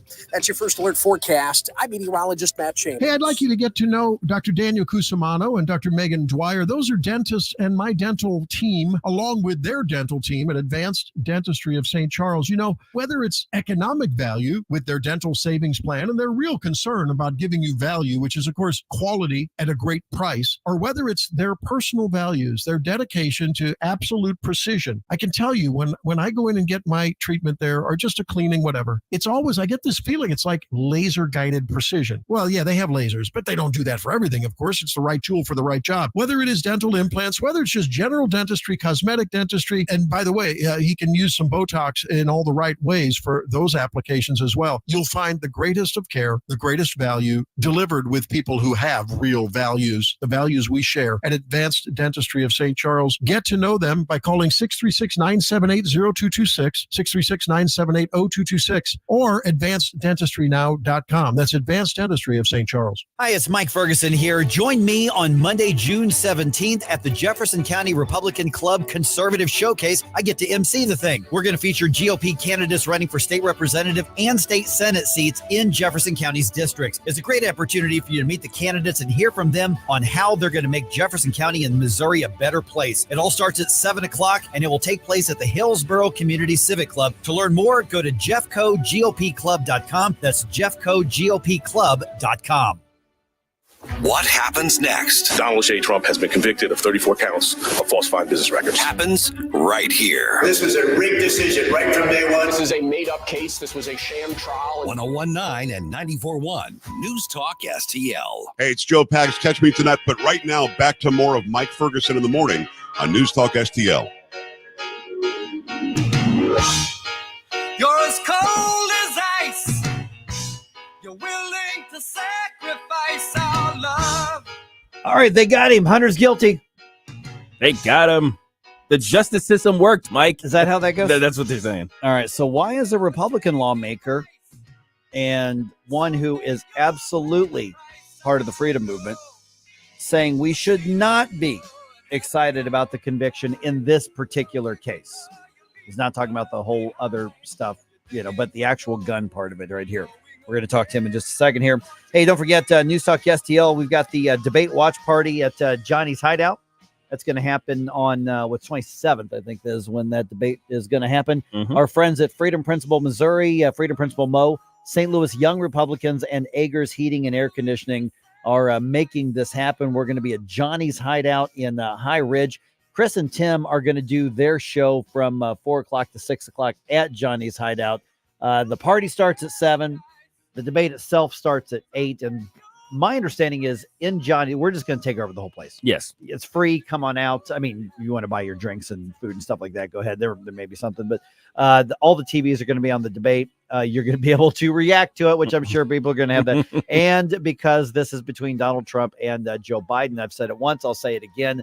At least after a few minutes, you may feel like you need a drink, and there will be plenty of alcohol available to you because they may drive you to drinking. Mm-hmm. I'm just saying that. Yep. That could happen. Or keep a shot. Please. Yeah, really. Joe Biden just mumbled something. I don't understand it. He's the president. Give me a shot. Mm-hmm. Oh, man. All right.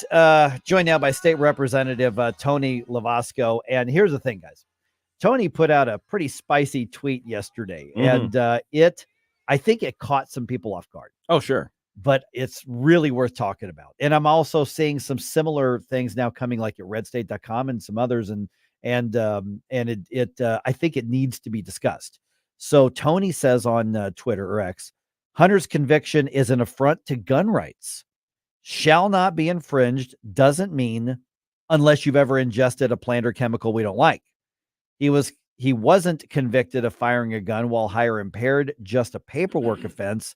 Trump should pardon him once he wins. Ooh, that's super spicy right there. Representative Lovasco joins us right now. Now, Tony, I just got to guess when you hit post or send right there, you knew somebody was going to get irritated with you. Somebody on our side. Not that you're afraid of that, but yeah, exactly. So here's the thing, and that's the part where I think you get a lot of people saying, "But look what they did to our guy." If you're a Republican, so we got one of theirs. They're going to do lawfare. We're going to do lawfare. Let's start there before we actually get into the Second Amendment part of it, because I think there's a lot of people celebrating because, hey, they did it. What's good for the goose is good for the gander. Well, sure. And I don't necessarily have a problem with celebrating, a defeat of one of your enemies, but not in a way that's going to hurt you. There's plenty of things that this guy did that we could burn him on. It looks very likely he's probably going to get convicted on the tax thing, for example. As you know, I'm not exactly a big taxes guy. I think taxation is theft, but taxes are constitutional, unfortunately. The reality is if he failed to pay his income taxes appropriately and they've got evidence of that and he's convicted, then he should go to prison. Any of the corruption allegations, if those are ultimately proven in a court of law beyond a reasonable doubt, again, he should go to prison for those. And I would celebrate either of those circumstances. What we don't want is to set up a situation in which we are effectively arguing in favor of the left's gun control policies.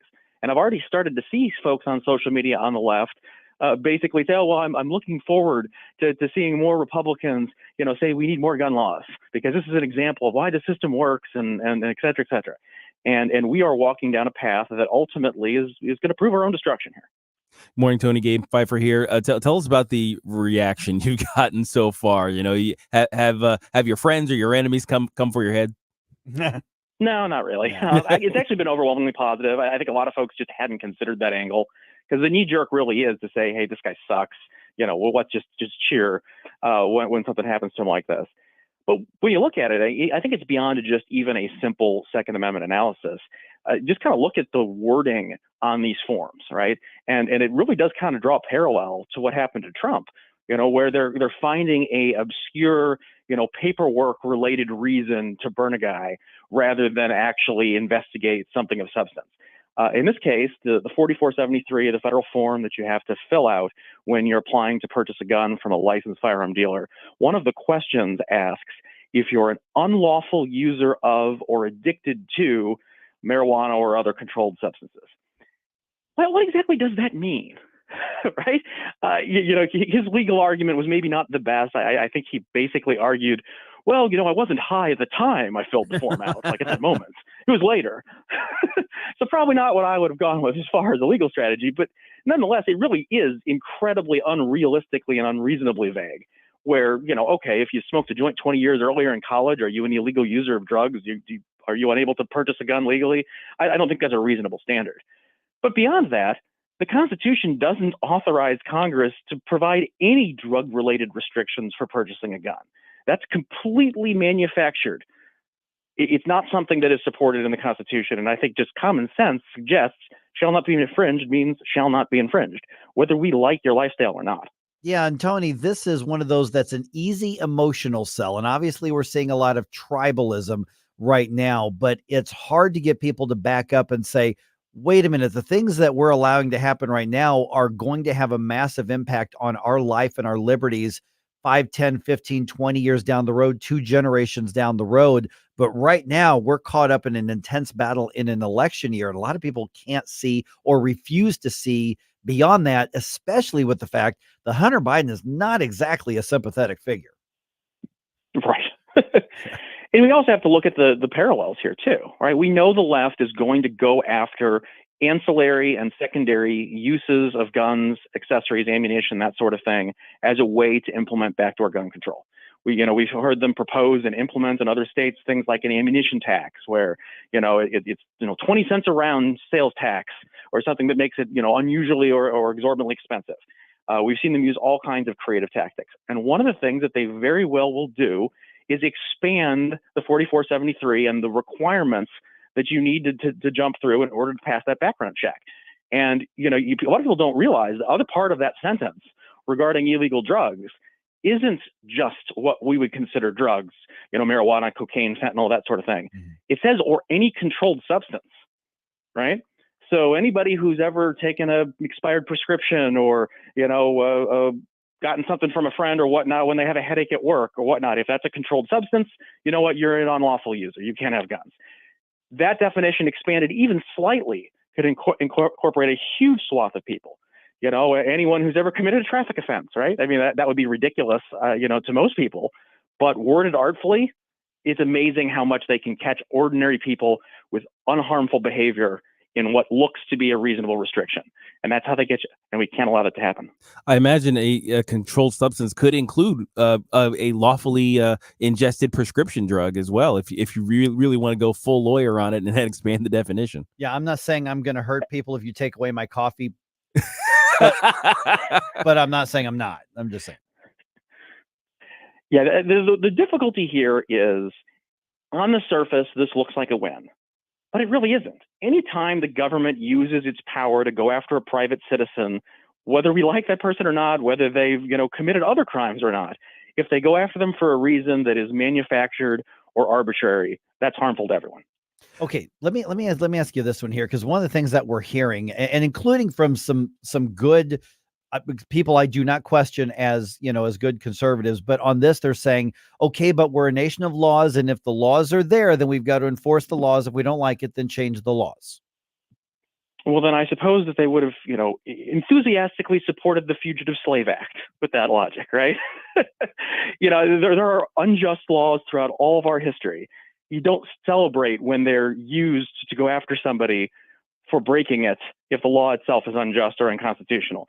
What you do is you say, look, this is a good reason why the system is broken. We need to fix this. Let's reform the law. Tony, you actually made a really, really brilliant suggestion, in my view, of President Biden promising to pardon Hunter. President Trump, promising to pardon Hunter Biden for this crime. I think that's a really neat idea. Can you expand a little bit on why you think that's a good thing? Well, sure. I mean, I think just philosophically, it's the right thing to do just generically. But politically, imagine if Trump could go into this election saying, look, I'm the bigger man here. Regardless of what you think of me, I'm not the one who goes after my enemies with petty things. That's what you accused me of doing. Oh, by the way, do you remember the time that I didn't use my DOJ to prosecute Hillary Clinton, even though I could have, et cetera, et cetera? He could make this a major campaign argument that Republicans value the rule of law, but we also recognize that it needs to be fair and it needs to be just, and we're not going to use it as a cudgel to go after our enemies, but the Democrats will. Good morning, Tony. Stalpontikas here. You mentioned the tax problems for Hunter, and as a Chicago kid, I can say if Al Capone was around, he'd agree that taxes can be a big problem. And speaking of taxes on the legislative front, could we get some thoughts from you regarding the Missouri legislature getting something done regarding taxes in Missouri? Well, we need to do a lot more. It seems like every year we chip away at some small thing, in the margins, but it's time we do something actually large and of substance. We need to get rid of the income tax. We need to eliminate personal property tax. We need to reform how we're collecting all of this money because, quite frankly, people are running out of it. Yeah, but the state government's not. I mean, we're going to the new fiscal year with a pretty big surplus in the state coffers. Well, you say that, but if you look at how much of it's coming from the federal government, who, of course, doesn't have any money and is just borrowing it from China, I think you'll find we're not doing quite as well as people think. We're not running a deficit on paper, but the reality is we are spending money we don't have. Yeah, so the radical idea of cutting a bunch of spending, nobody really wanted to talk about that during an election year. Can people become a little more realistic in the next session? I certainly hope so. What's interesting is I don't think necessarily people are hesitant to talk about cutting spending or taxes in an election year. They're just hesitant to actually do it, right? Everyone talks about like, oh yeah, we're going to do X, Y, and Z. And then mysteriously, it just doesn't come up for a vote. And you never have the opportunity to weigh in on that.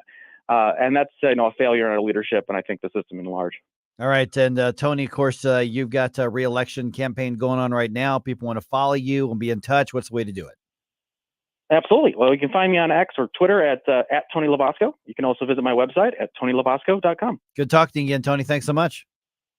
Thanks for having me. Thanks, Tony. All right, 314-912-1019.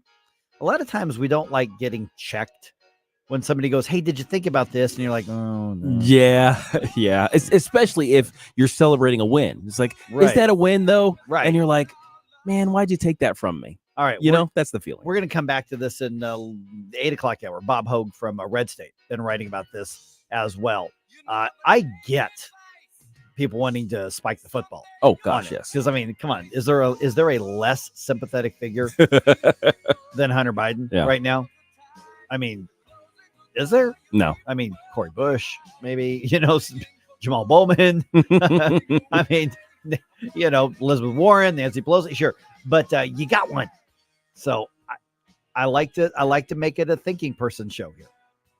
Got some thoughts on it? Let me know. 314-912-1019. This is 1019 and 94.1 News Talk STL.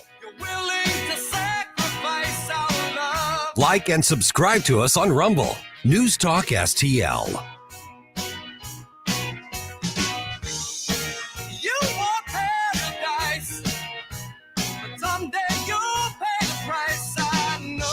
Mike Ferguson in the morning. Live and local. Well, here's what's on my mind. I think I got the solution to immigration. News Talk STL. News, analysis, opinion. Looking for the ultimate golfing experience in St. Louis? Look no further than Sugar Creek Golf Course. As the most popular golf course in the region, Sugar Creek offers 18 holes of challenging play, designed for all skill levels on rolling country hills with stunning views. But it's not just about the game, it's about the experience. Friendly staff, new Yamaha golf carts, freshly paved cart paths, and renovated clubhouse will make your day on the course a pleasure. Sugar Creek Golf Course, the perfect place to bring your team or friends together. Book your tee time today at sugarcreekgolfcourse.com. That's sugarcreekgolfcourse.com. Does your life insurance plan include living benefits, hearing, diabetic supplies, teledoc service, discounts on urns, caskets, tombstones? Larry Connors here. I suggest you call Benjamin Schaefer at Senior Memorial. Call 314-866-8886 or visit memorialplans.com. Memorialplans.com. Senior Memorial Heritage Protection. Hey, Tony Colombo here for Gutter Pros. When Christine and I bought our new house, we knew the gutters were an issue, and after meeting the Gutter Pros team, we knew that they were right for us. Gutter Pros is your all-in-one gutter service team that offers a variety of affordable solutions, and they even offer free estimates, so there's no cost to you to find out if they are right for your home, just like they were for ours. If you're having a problem with your gutters, contact the Gutter Pros now, because with Gutter Pros, water goes where they tell it to. Call them at 314-656-7195 or visit gutterpros.com. I'm Dr. TJ, owner of the Institute of Natural Health, co-owner of Optimal Nutraceuticals, and the host of Wellness 101. Wellness 101 is designed to cut through the nonsense and provide you common sense, science-based information regarding health and wellness. On the show, we discuss topics like thyroid health, gut health, hormone optimization, and many others. Our show airs Saturdays at 10 a.m. and 2 p.m. and Sundays at 11 a.m. and 3 p.m. right here on News Talk STL. For more information, visit us at inhstl.com. That's inhstl.com. This hour of Mike Ferguson in the Morning is brought to you by Stifel. Request a portfolio review from your Stifel financial advisor at stifel.com. That's STIFEL.com. Hello, morning people. Tony Colombo and Katie Fitzpatrick here. Thanks for listening to Mike Ferguson in the Morning here on News Talk STL. And don't forget to join us today at 2 for Colombo and Katie. See you then.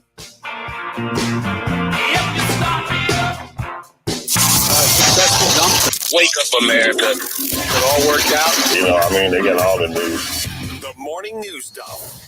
All right, you've heard the news by now. Hunter Biden gets his verdict from the jury. Also, apparently the renaissance of St. Louis, we're told, is happening, includes more crime. And is the UFL worried about low attendance at Sunday's championship game at St. Louis? And the follow-up question is, should they be worried about that? I'll tell you, they are making some aggressive moves trying to entice you to get to the game on Sunday. It may be worth your while. 6:53 right now.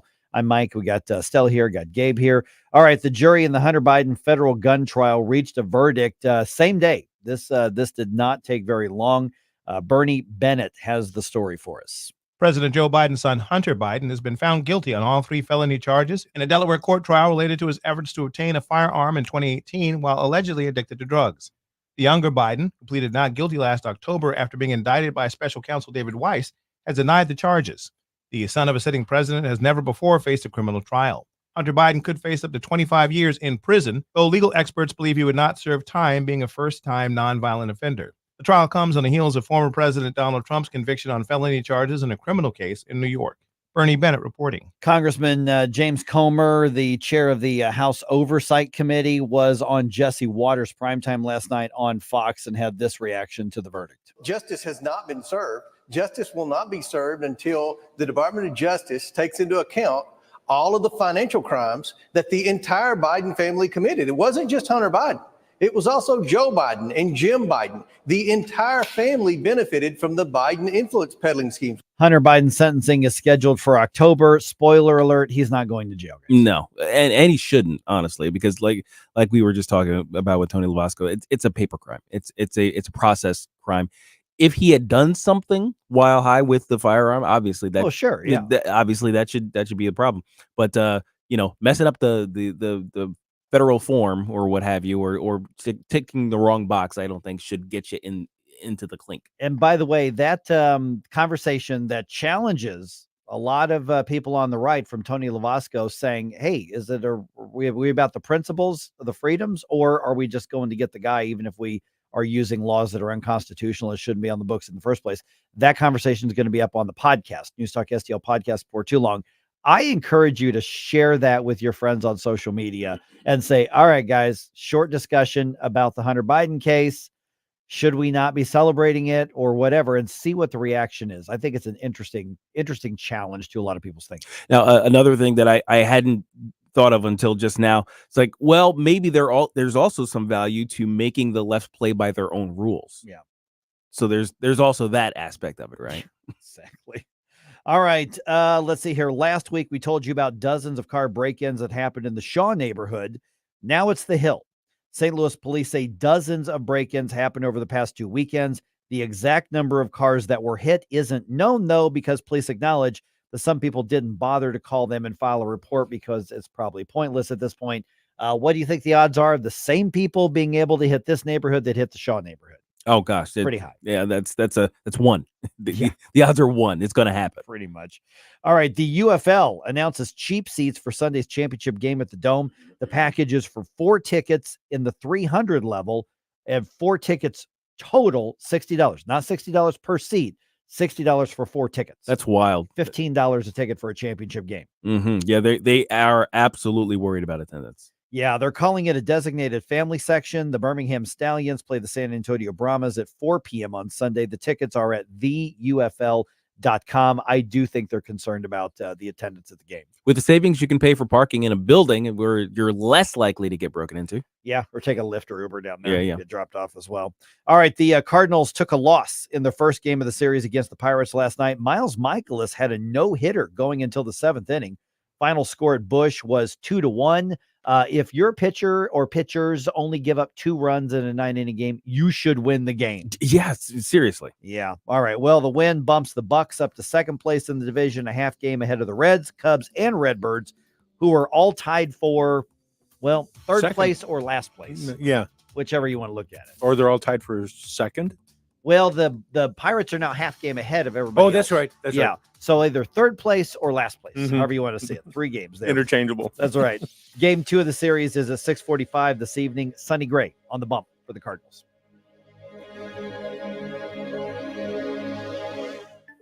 The Herzog Foundation is the vision of its founder, Stanley Herzog, and it exists to promote quality Christ-centered K-12 education nationwide. Hi, this is Chris Stegall with the Herzog Foundation. We offer a wide variety of resources relevant to today's families, including a free online publication called The Lion. The lion is one of God's most majestic creatures, symbolizing strength and courage. Named for its attributes, the Lion publication carries articles covering a wide range of topics facing American families and culture, especially related to the education of children. The Lion can be found online at readlion.com. That's READ lion.com. Sign up for The Lion at readlion.com and find dozens of must-read articles published every day. Visit readlion.com and subscribe for the weekly and daily digests so you never miss an article. Readlion.com. That's readlion.com. Hey, it's Tony Colombo from my friends at A+ Plumbing and Drain, and they truly are our friends because they have done it all at our house over the years, from putting in a new faucet to installing a whole new bathroom from scratch. The team at A+ has always done great work for a great price. A+ Plumbing and Drain is a local family-owned business that can take care of all your plumbing needs and specializes in new construction and home renovation. Call A+ for your next project at 636-288-7126 or through Facebook at A+ Plumbing and Drain.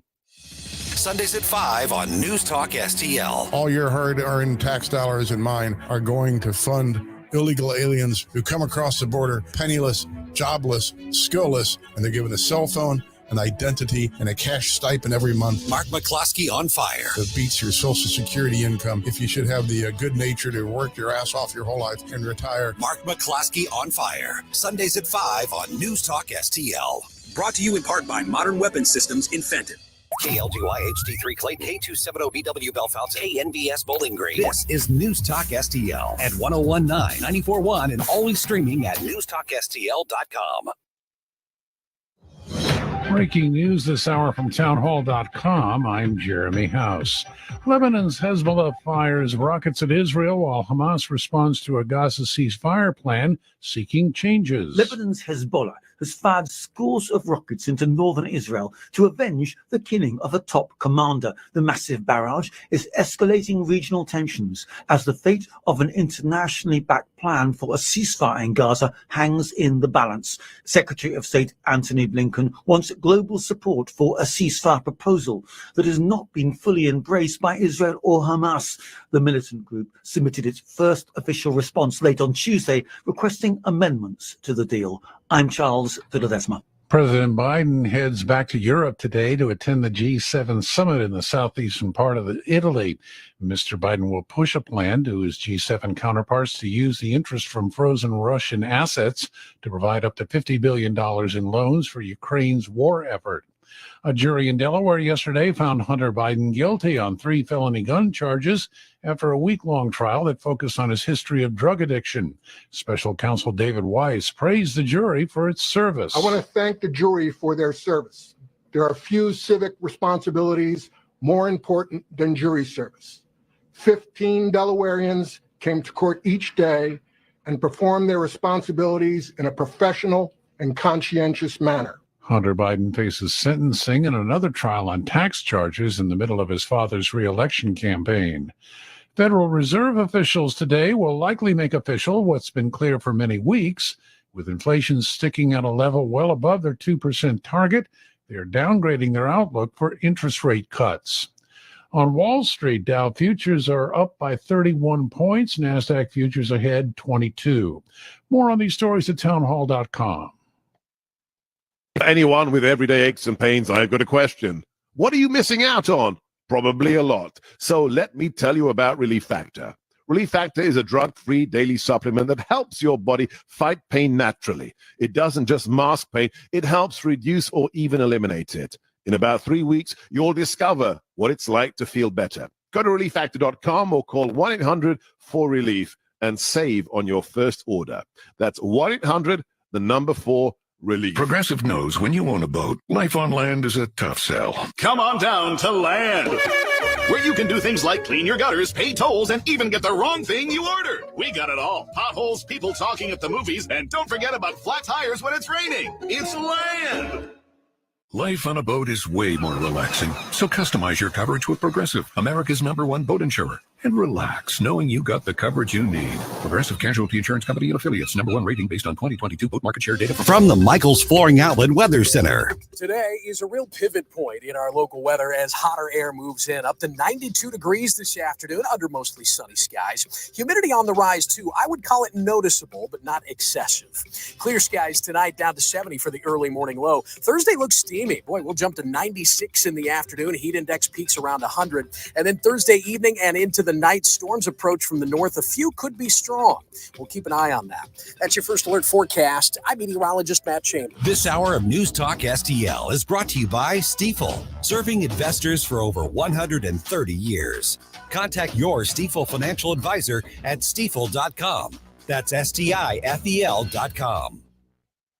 Always be clear where you get your conservative talk. The St. Louis Business Journal is now reporting that liberal billionaire George Soros is the largest shareholder of Odyssey, the parent company of KMOX and 97.1 Talk. Soros' maneuver raises critical questions about the future of media ownership and influence. Money and attention is power. And when he has the money and he controls what's on the radio stations, he's going to be able to control the minds, essentially hundreds of millions of Americans. St. Louis's trusted source and number one for conservative talk. This is News Talk STL. All right, if you're ready to make your home the best it can be, you're ready to invest in your home, or maybe you haven't thought of it, but maybe it's time to do it anyway, you need to call my friends at Window World. And I know you're thinking, Windows, that's not an investment in your home, that's just maintenance. Well, it is maintenance, but when you buy from Window World, and they are simply the best for less, here's why it's an investment, because you've got a stronger window. And I don't mean to say that too simplistically. We're talking about double strength glass. We're talking about something that's stronger than even those generic ones that you're going to find anywhere else. But you're also talking about that lifetime warranty. So you buy it once, you spend less money, and then you never have to buy it again because they stand by their window. Give them a call today. Get your free in-home estimate, 314-993-1800. And here's the thing. These are St. Louis's. Window World offices here just in Earth City, just off of I-70. These are people who are your neighbors, who are your friends, who want to be treated the right way. This is a company that's very, very proud of their customer reviews. Looking them up for yourself. Go to Better Business Bureau, go to Yelp, go to any of those. And what you're going to find are a lot of people who have gone out of their way to say really good things about the experience they've had with Window World. How many people go out of their way to talk about how happy they are with a window company? They have custom-made windows, and they keep their promises, and they are very proud of the customer service. Matter of fact, they've got somebody in the office 7 days a week. You've got questions, you want to set up a service call, you want to learn more about the product, you can call them at 314-993-1800, 7 days a week, unless it's a major holiday, of course. And the fact of the matter is I mean, I've hung out over there at the offices a number of times, and I'm just always kind of amazed at how passionate they are about being a part of the St. Louis community. I mean, over 20,000, or excuse me, so over 70,000 customers in St. Louis have Window World windows, all of them covered by that lifetime warranty, and that's just in the last 20 years or so. So this is a part of St. Louis.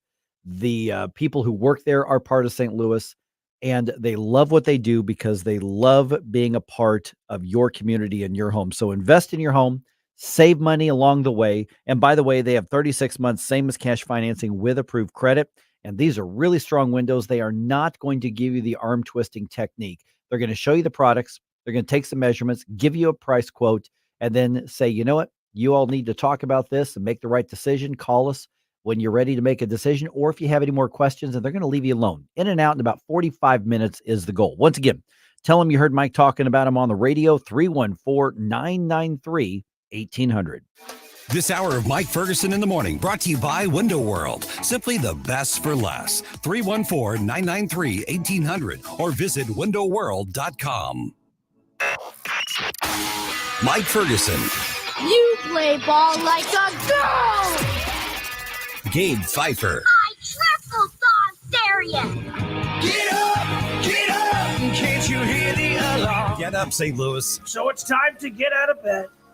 Pour yourself the greatest cup of Kofifi the world has ever seen. Rise up with one voice, drain the swamp, and take back our country. Today's the day we're going to do it, and it's time to do it right now, believe me. Mike Ferguson in the Morning on News Talk STL. Get up! Get up! This is your cousin. Remember, we really confused a lot of people doing the Kofifi dance yesterday. Yeah, when we were doing the show on location in High Ridge. We had a lot of new folks who are not familiar with us, so I decided to get up and dance in front of them. That's right. Why are you guys waving coffee cups around? That's right. What's going on right now? So now you know. Yeah. All right. I added a golf swing, by the way, to my dance. Oh, I missed that. I added a golf swing just so I could, be in the moment. So I could be in the moment. All Very right. expressive. It is 7:08. Interpretive dance. We did the program from Sugar Creek Golf Course in Jefferson County yesterday. And so we're doing this. And there's, at one point, at some point, like 175 people came through and hung out and said, and it was so when this happened, the Kofifi dance happened, there were people go like, what is happening? What is wrong with these people? Yeah, I saw a lot of blank stares and people looking at one another. It's like, what is it? What is that? Is that synchronized sipping? What is that? Synchronized. What is happening right now? All right, let's talk about some news. Okay, yeah, please. Balls.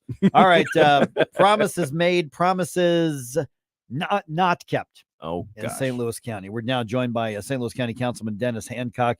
Dennis, good chat with you again here. I want to follow up on this. This isn't a new story, and that's kind of the problem, is that it's not new. Back in October, County Council does what the new state law allows, says that property taxes can be frozen. You're not given a tax break. You're not doing an abatement, just saying it's frozen for certain seniors over a certain age whose homes are within a certain, range of value. And now at this point, it's got to be administered. That's what the Page administration is supposed to do. They're dragging their feet, and they're just simply saying, as I understand it, correct me if I'm wrong here, we're not implementing this program that you have passed into law unless you give us more money. And by the way, it's going to take even longer now. Can you make any sense of this right now? Well, first of all, Mike, thanks for having me on this morning. No, I've been trying for the last 8 months to make sense out of what the administration is doing with this. They came back to us earlier this year said, we need money to implement it. We said, fine. And by a unanimous vote, the council voted an additional $300,000 for the Department of Revenue. $85,000 of that was to go towards the purchase of new software to implement the program, to allow people to go online and enter their information. And the rest of it was to be used to fund 9 positions for the remainder of 2024 to answer the phones, do whatever needed to be done to process those applications. I checked Monday. So far, there have been 0 job requisitions approved, and the software has not been purchased. That's since the end of April.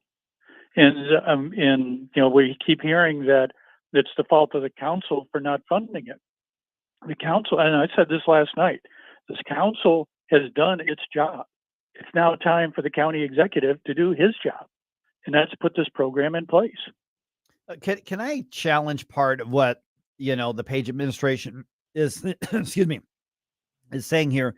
Why on earth would you need 9 new full-time employees for this one program? I mean, why doesn't the Department of Revenue or the Department of whatever already have people whose job it is to answer questions and do this? This is just another change in policy. Why would there need to be 9 new full-time positions at taxpayer expense?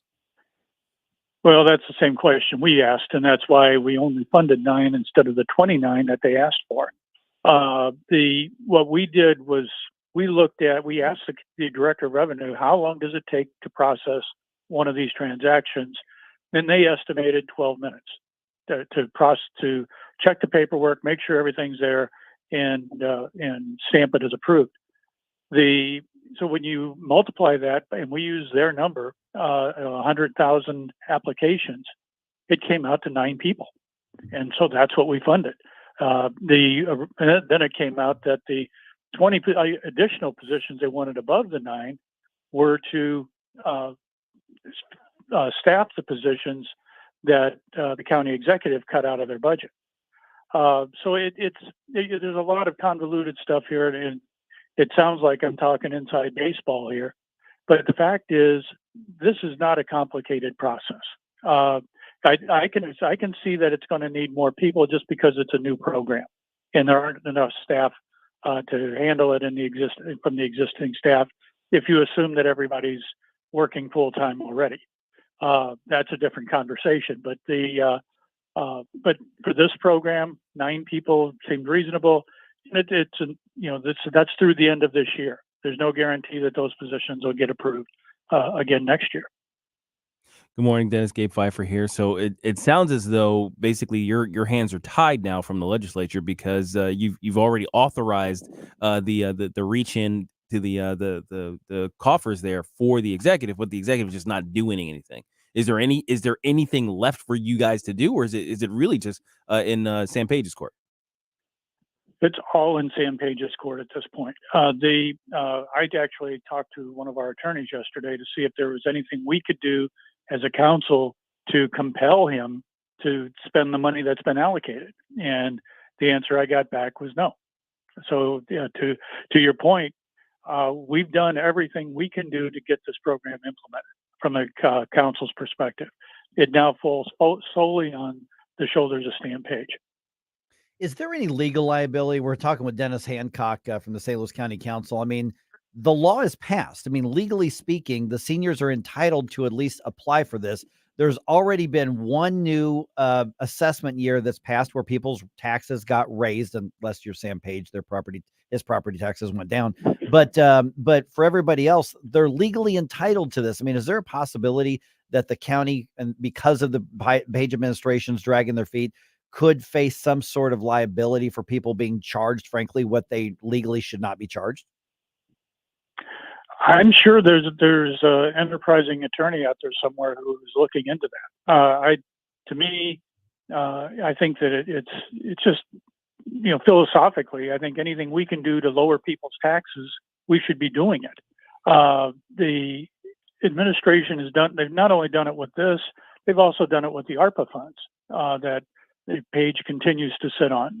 Those contracts were signed by in good faith by these organizations who were then told, go ahead, spend the money, and you'll get reimbursed.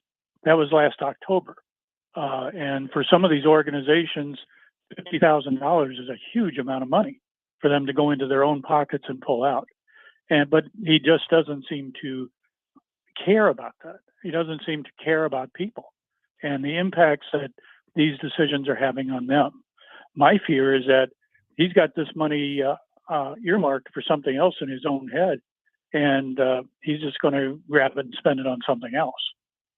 I tell you to pass on a message to Sam Page that I'll do this for like $200,000, but I don't think he would listen. He wouldn't pay you anything. No, he wouldn't pay me anything.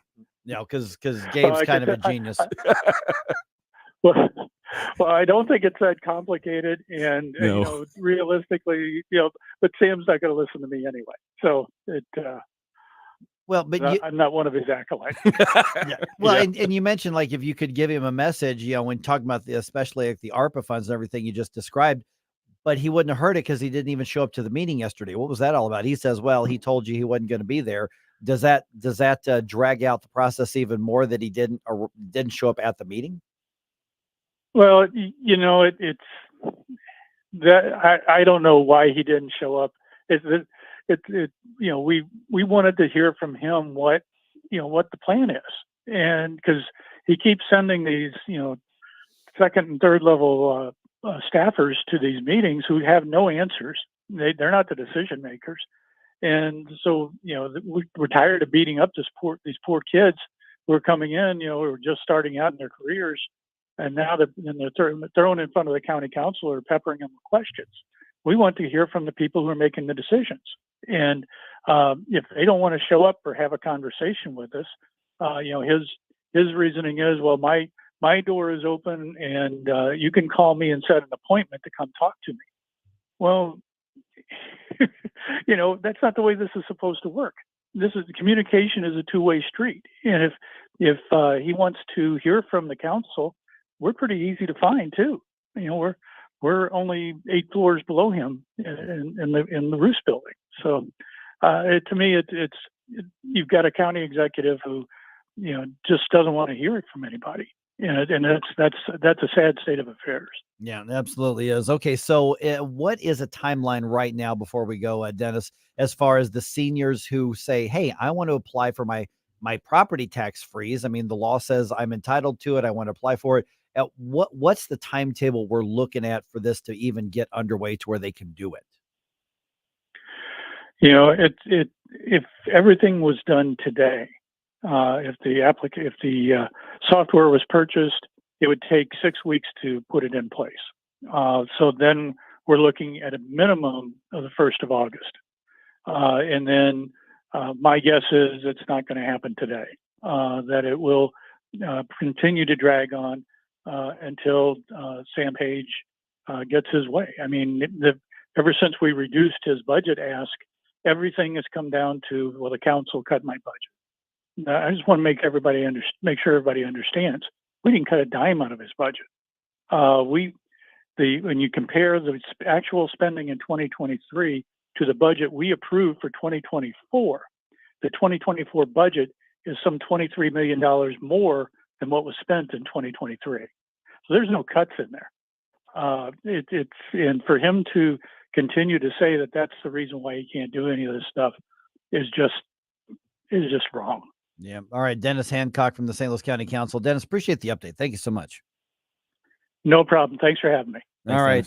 Just ahead here, boy, the left really gets mad at you if you challenge them, if you dissent. There's some people actually facing criminal charges because they besmirched the pride symbolism. Mm-hmm. Let's talk about that and the bigger picture of it, not even just this situation in Spokane. It really is almost becoming their version of a secular religion. Absolutely. And don't you dare be heretical.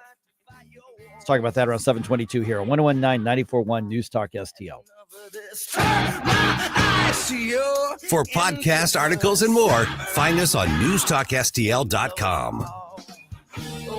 Mike Ferguson in the morning. Get up,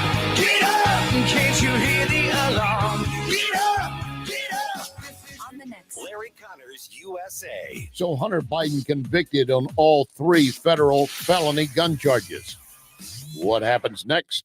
Larry Connors, USA. Now, weeknights 6 until 8 on News Talk STL. Tony Colombo here for Cadre Asset Management. A cadre is defined as a small group of people specially trained for a particular purpose or profession, and that is the role that Cadre Asset Management can play in your financial journey. Learn more about how they can help secure your financial future by following Cadre Asset Management on Facebook, or just go to cadreassetmgmt.com. Cadre Asset Management is a Missouri-based independent advisory firm licensed under and securities and investment advisory services offered through Founders Financial Securities, LLC, a registered investment advisor, member FINRA SIPC. Larry Connors, USA. Hunter Biden and his artwork. Excuse me, Hunter. Apparently you're afraid of my words. What a coward. The art gallerist apparently claimed that one of Hunter's financial backers purchased most of his paintings for $875,000. What's this? Oh, it's a scribble, but really it's a man walking into his future and seeing his past at the same time. You are the epitome of white privilege. They were laundering money, and he had all of his friends coming forward to help him out. Larry Connors, weeknights at 6 on News Talk STL. To have a roof over your head, a nice roof over your head, is very important. That's Rick talking about his experience with Rhino Shield ceramic coating. We got Rhino Shield 18 years ago, and they're very cooperative on getting us the right paint. They were in and out and done in no time. Once it was finished, looked great. We were very happy with it. The main reason Rick called Rhino Shield is because it's backed by a 25-year transferable warranty. We've watched a lot of people get their house painted 3 or 4 times, and we haven't had to do any of it. I don't know about you guys, but I don't want to have to paint it every 5-7 years. Take a tip from Rick and put down the paintbrush and call Rhino Shield for your free evaluation. 877-25-RHINO. 877-25-RHINO. Or visit 877-25rhino.com. We got Rhino Shield 18 years ago. Financially makes sense, especially if it's going to last like this did. Still looks great. Call now. 877-25-RHINO or 877-25rhino.com. Don't hate, don't Rhino, go Rhino Shield. Never paint your house again. Rhino Shield. News, analysis, opinion. You know, they're literally taking the Constitution and putting it in a paper shredder. News Talk STL.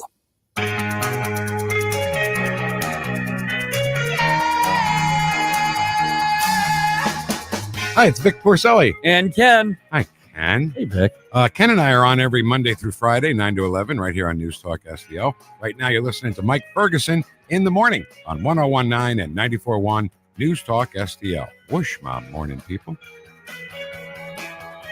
All right, the left's aggressiveness in defense of their, I'm going to call it an ideological religion.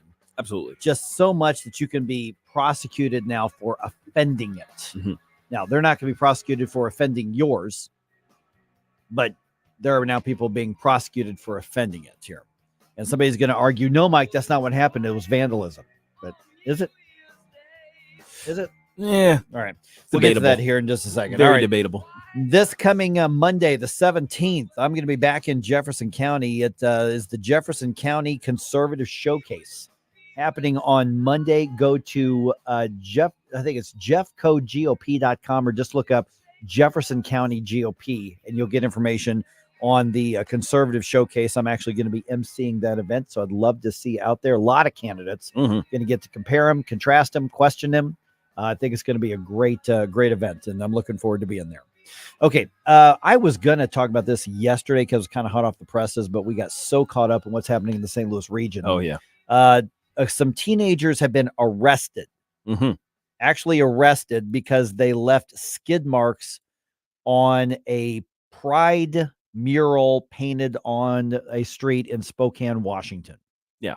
Not on the street as in like it's a mural that's facing the street or something. No. We're saying on the actual street, on public the street, on the ground, essentially. Right. So let me get the details here and compare it to some things that have happened over the past couple of years, including in I think the closest one to us would have been in Kansas City with the Black Lives Matter mural that was painted at taxpayer expense on the streets as well. So 3 people arrested after a crosswalk, which was painted with the pride and trans pride and all that kind of stuff, colors and symbols, was damaged. It looks like mid last week, about a week ago. And so they had repainted that recently after somebody poured a flammable liquid and set it on fire. Okay. Now, first of all, don't do that. No. You should be arrested and charged if you're literally setting fire to the public streets. You can't play with fire anywhere. That's fire belongs in certain places. On the street is not one of them. No, and that is damaging, public property and creating. You should be prosecuted for that. True. I don't know that they found whoever did that. No. But they were repainting it and redoing everything after that damage. And then some people riding those Lime scooters, little rentable, right? The little rental scooters. things, yeah. And they were seen riding over the mural repeatedly, and basically doing skid marks. You ever do skids when you were doing your bikes as a kid? Oh heck yeah! You go real fast and lock it up, and then Yep. Oh yeah, I was good at that, man. That was so fun. And I lived in my street in Decatur, Illinois, was tar. Oh yeah, we had a tar street. Nice. The gravel and then the tar above it, so we could leave a skid mark for 20 feet. Oh geez. Now ours was or the area where I could do this was just gravel. So you're kicking up rocks when you do this and leaving a little smoke trail as the dust kind of flies up. So yeah, you're trying to pretend to be, one of these vehicles in the 1980s action shows. That's basically right. trying to turn a corner. Yeah. If Starsky and Hutch. Yeah, had a exactly. bike, that was it. That's it. All right. So the Pride mural in Spokane, that damage resulted in a 19-year-old and then 2 minors being arrested. And then some other children on scooters were seen damaging it. And this is like a big story in Spokane. Oh, it's a huge deal. Now, this is also similar to, people getting up in arms on the left when some Black Lives Matter murals. There were the same thing that would happen is the BLM logo, Washington, D.C., Kansas City. I think there was New York City and a bunch of others where they painted that mural, and then some people would go through it and like do donuts and damage it. And, so at one point somebody dumped a bunch of paint on the paint and everything. And would I do that? No, I got better things to do with my time. But at the same time, this isn't about as much the vandalism, because skid marks, from a Lime scooter, I'm sorry, that's not vandalism. That's not on the ground, not on the public street. It's the public street. And I actually read, and I should probably look at the story, but that Lime and what's the other? What's the bird bike? Whatever the other one is. Yeah. They actually, because those are GPS controlled, they've actually now set some of those vehicles to where you cannot cross over that Pride crosswalk it will shut down before you get to it and not allow you to do. Okay, well at that point, that is like in a lot of people's eyes the equivalent of protecting your religious symbolism. I mean, if somebody walked into your church, whatever church you go to, and decided that they were going to throw paint on the big cross behind the pulpit or the whatever you've got up there, you'd be absolutely furious with them because they've attacked your ideology. Oh yeah. This is a similar mindset right here. But here's the thing is that they're using the taxpayer money to display their ideology. And I would argue this has become basically a humanist religion. And if you dissent from it, if you object to it, then you're going to be prosecuted for the wrong thing. Because remember, it doesn't go both ways. Black Lives Matter, Antifa, Code Pink, all of these other groups that do all these protests, many of them have damaged public monuments and buildings and statues and things like that. Almost no prosecutions or arrests in that. And I say almost just because I don't think there have been any, but I want to leave room in case I'm wrong and somebody got arrested out there for it or prosecuted for it. Not that I know of any, but at this point, what you've got is the left is using government to say, this is the ideological religion you will not dissent from. And if you do, we're going to bring the force of government down on you. You are going to be guilty of wrongthink. So if it's painted on a public street, Correct. Isn't it a foregone conclusion that a vehicle is going to drive over it? Stop making sense, Stel. I'm sorry. You're not allowed to do that. Right. Yeah. Which is one of the things that hit me. It's like, wait a minute. It's one thing. Let's say if, like what you're talking about, Mike, there's a cross someplace or a statue of the Virgin Mary or a statue of James Madison or something like that. And somebody comes up to it and, they deface it. They write Free Palestine on it in spray paints or something like that. That thing was obviously never going to be touched by paint if it were just left to its own devices. Right. If and you those weren't are on there, private property, and they're on private property, or sometimes public spaces like parks and things like that. But you're still not allowed to use spray paint anywhere in those public spaces.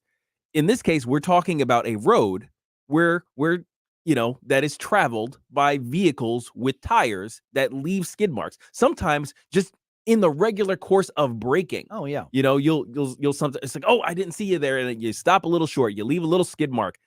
Is that defacing the road? Yeah, but let's be honest about it. This is defacing it, probably because it's the Pride Month stuff. Now, true, yeah. Right. No, you're doing it intentionally. They are doing it. Let's accept that that's exactly what's happening. Sure, that's what's happening. Sure, but again, it's the road. You get to look. If I want to be really, really silly, and I want to, I'm from a full stop, and I gun it, and I spin my tires just a little bit. I have not exceeded the speed limit. I have not done any moving violation in terms of endangering somebody like that. I'm being silly. I'm probably scaring my wife because I'm accelerating too fast. But I never do anything that is specifically illegal, and I leave some tire marks. What are you going to get me on? Right. Well, I mean, and that's happening in downtown St. Louis with some of the drifting and all that kind of stuff. Now, that's a little dangerous. Now, here's the thing: is like you've seen like people doing, donuts and all that kind of stuff. And if you do it on the street, well, you are violating the traffic laws. That's true. On this right here, though, they're saying this is a hate crime, and the media clutches their pearls and everything that goes with that, because it's about you're not allowed to dissent. Yes, you're not allowed to dissent. And again, they talk about, repairing it from when somebody dropped a flammable liquid and set it on fire. If they know who that is, that person should be face charges. Yes, absolutely. Without a doubt. But as far as like driving through, hitting the brakes, leaving a skid mark, hey, that's as much free speech as you taking taxpayer money or allowing somebody to use their money to paint the Pride stuff on the street. I mean, that should not be a crime. You want to make your statement, you want to have your voice heard. Okay, guess what? Other people get to do it too. And frankly, I think what's happening is we're reaching that fulcrum where people are tired of having the left's, frankly, religion shoved down our throats. What's a little scary also is you mentioned the thing about restrictions on the scooter. Yeah. That's a little 1984-ish, don't you think? Oh, absolutely. They could shut it down. Yeah. Yeah. All of a sudden, hey, we're 15, 20 years from now and our vehicles won't go anywhere because the government says, oh, you did such and such, we're going to shut down your car. Yeah. You can't go here anymore because you've had the wrong thing. That's right. Yeah. Matter of fact, why don't you, we're going to drive you on in because we got some questions for you. Oh, you're not going to get in. By the way, Barely Biggs on Rumble, he says, birds leave skid marks on statues all the time. Not wrong. Maybe I'll spread a little bird seed on one of these Pride murals. There you go. All right.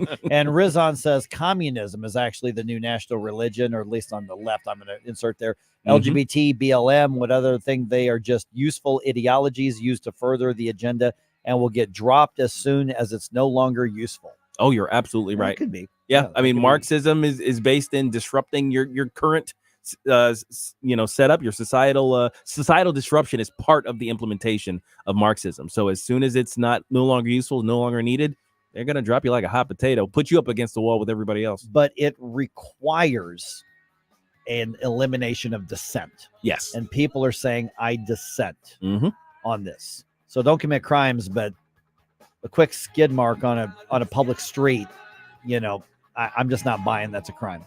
All right, 314-912-1019. All right, Hunter Biden found guilty.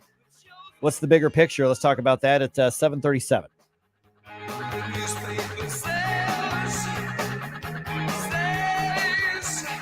From the Michaels Flooring Outlet Weather Center. Today is a real pivot point in our local weather as hotter air moves in. Up to 92 degrees this afternoon under mostly sunny skies. Humidity on the rise, too. I would call it noticeable, but not excessive.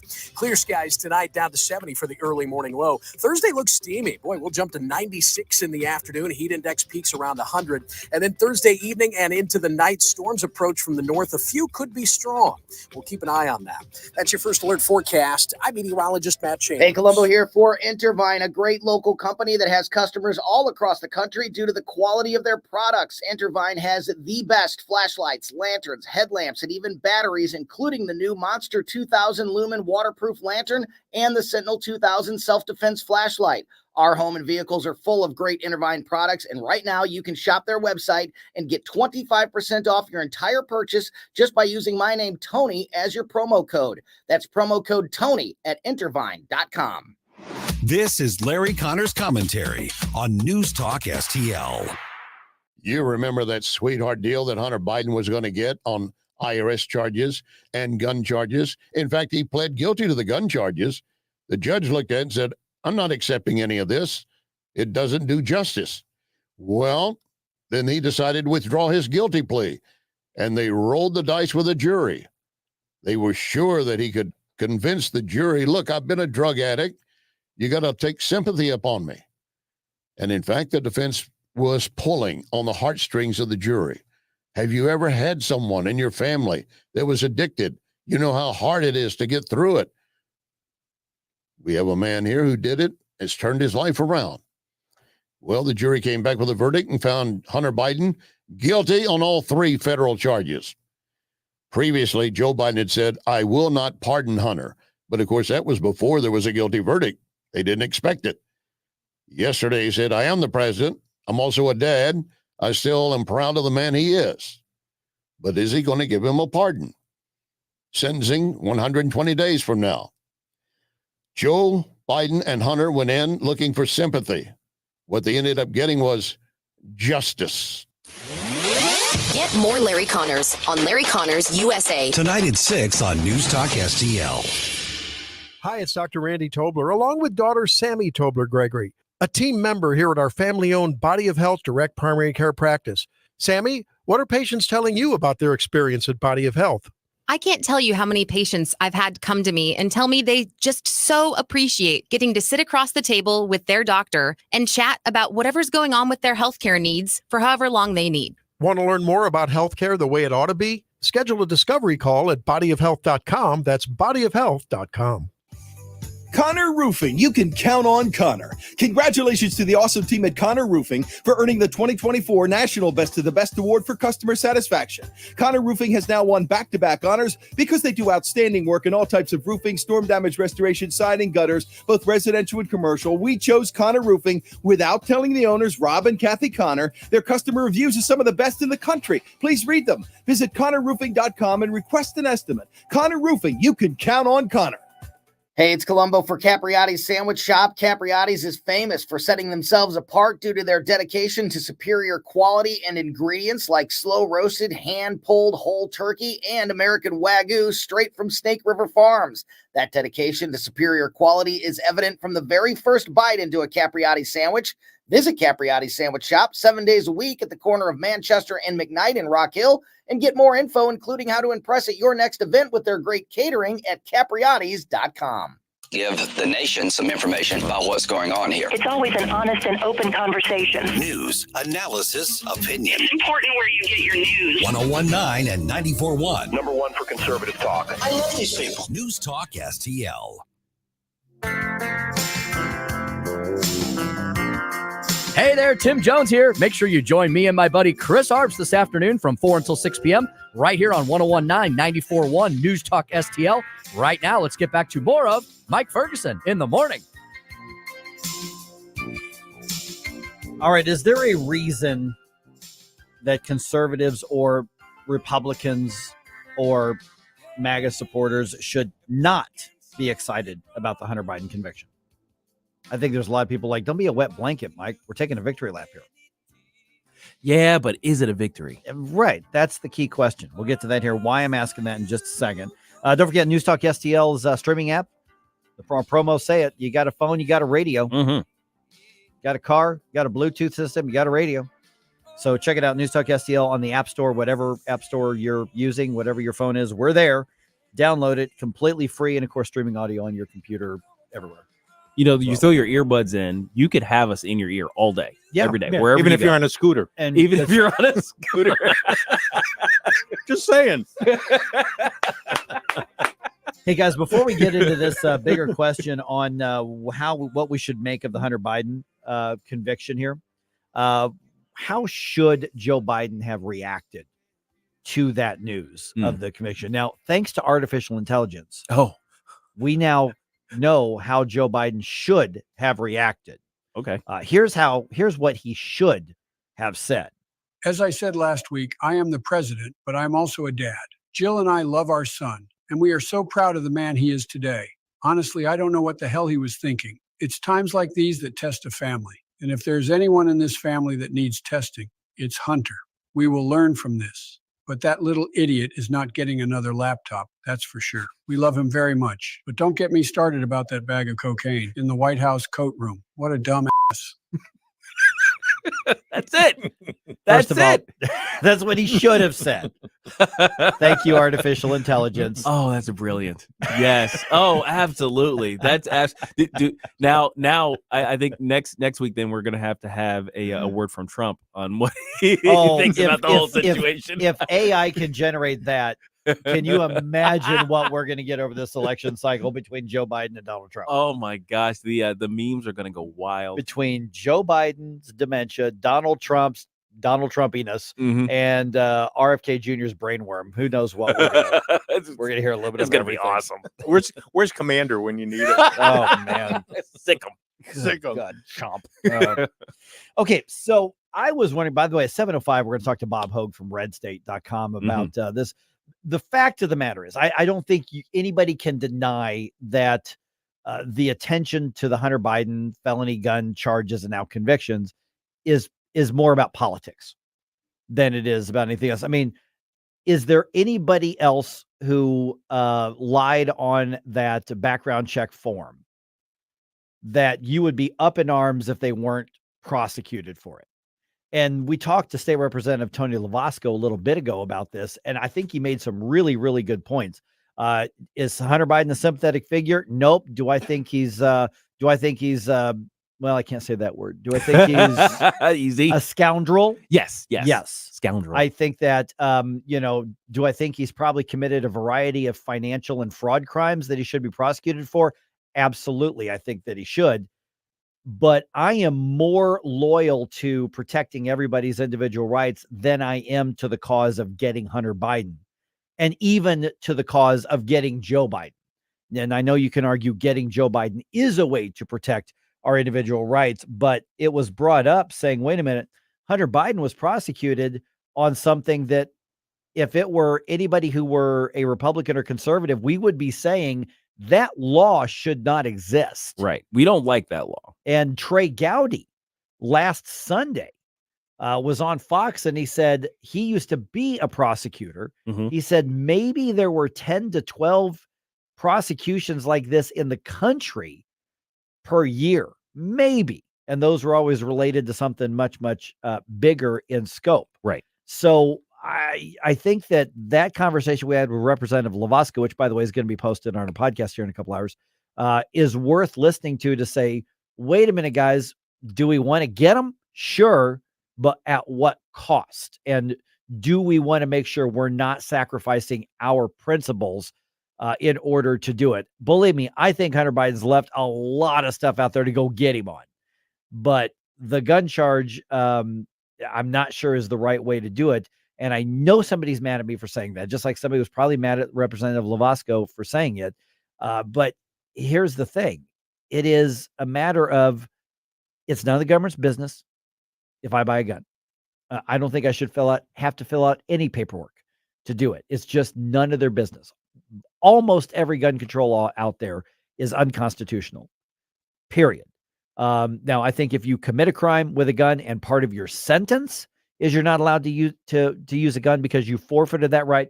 If you call that a gun control law, okay, then I'm going to say because of your actions, then I think that's just the consequences of your actions. That's personal responsibility for that.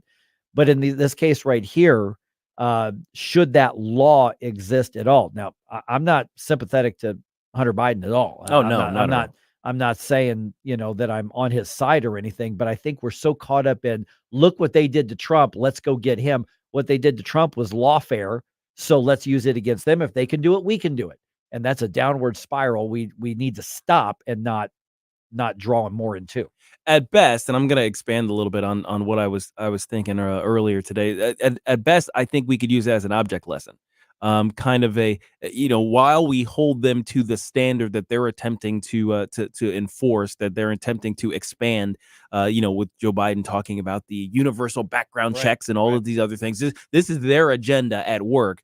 This is their law, essentially, that we don't like. So then holding them to the standard of their own law could be an object lesson. It's like, see, this is why we don't like this. This is why the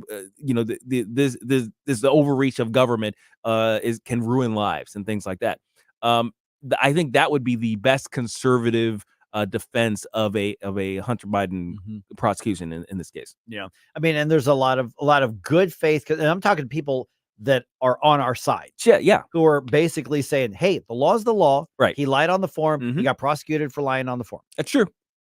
Oh, yep. I mean, and I think conversely to what you just said, there are probably a lot of people on the left saying, "Yeah, we support it. Hey, even one of ours, we're we're not saying anything about that." That's true. Now, when it comes to the tax stuff, I really want to see him nailed to the wall on that stuff. Absolutely. Now, my hope is that this isn't being used essentially as sort of the sacrificial pawn in the larger game of chess here, where it's like, hey, look, the system worked. We actually had a prosecution on an obvious a case of him lying on this form, and now it's done. Leave it alone. Yeah. Right. As opposed to, wait a minute, there's still larger things at play here. There are things actually that connect the entirety of the Biden family into this network. There's a lot of shenanigans. There's a lot more fire over here. That was the least, I think, of all the things I think that Hunter Biden was involved in. Right. All right. Got some thoughts on it? Let me know. 314-912-1019. Gabe, you know what this weekend is, right? What's that? Father's Day. Oh, yeah. I guess it is. Do you really want anything for Father's Day? No. Okay, see, I'm kind of the same way, but there's a survey out. Okay. That says, what do guys really want for Father's Day? So I'm going to tell you in enough time, ladies, for you to do your shopping. Okay. Although, or guys, for your dad. I'll say this, though. I think most guys, because I think automatically when you ask, well, okay, what do you want? There's an automatic assumption that, well, you're looking for something to purchase. So let me think of something to purchase. If you really ask the guy, okay, what do you want for Father's Day? And it could be anything. He'd say something like peace. 24 hours of it. All right, please. let's compare notes with the survey here. And I'm watching the Rumble chat box. By the way, everybody in Rumble chat box or watch us on Facebook or YouTube, please hit that thumbs up and like the stream and share it as well. It makes a big difference. All right, 314-912-1019. Guys, what do you really want? Children of dads, parents, wives, girlfriend, whatever. What do you think that they want? What do you want to give them? Because I have a feeling there's going to be a lot of people who get it wrong according to this survey. Oh, yeah. All right. So let's take a breather. Let's decompress here a little bit. We're going to go back to the Hunter Biden thing at 8:05.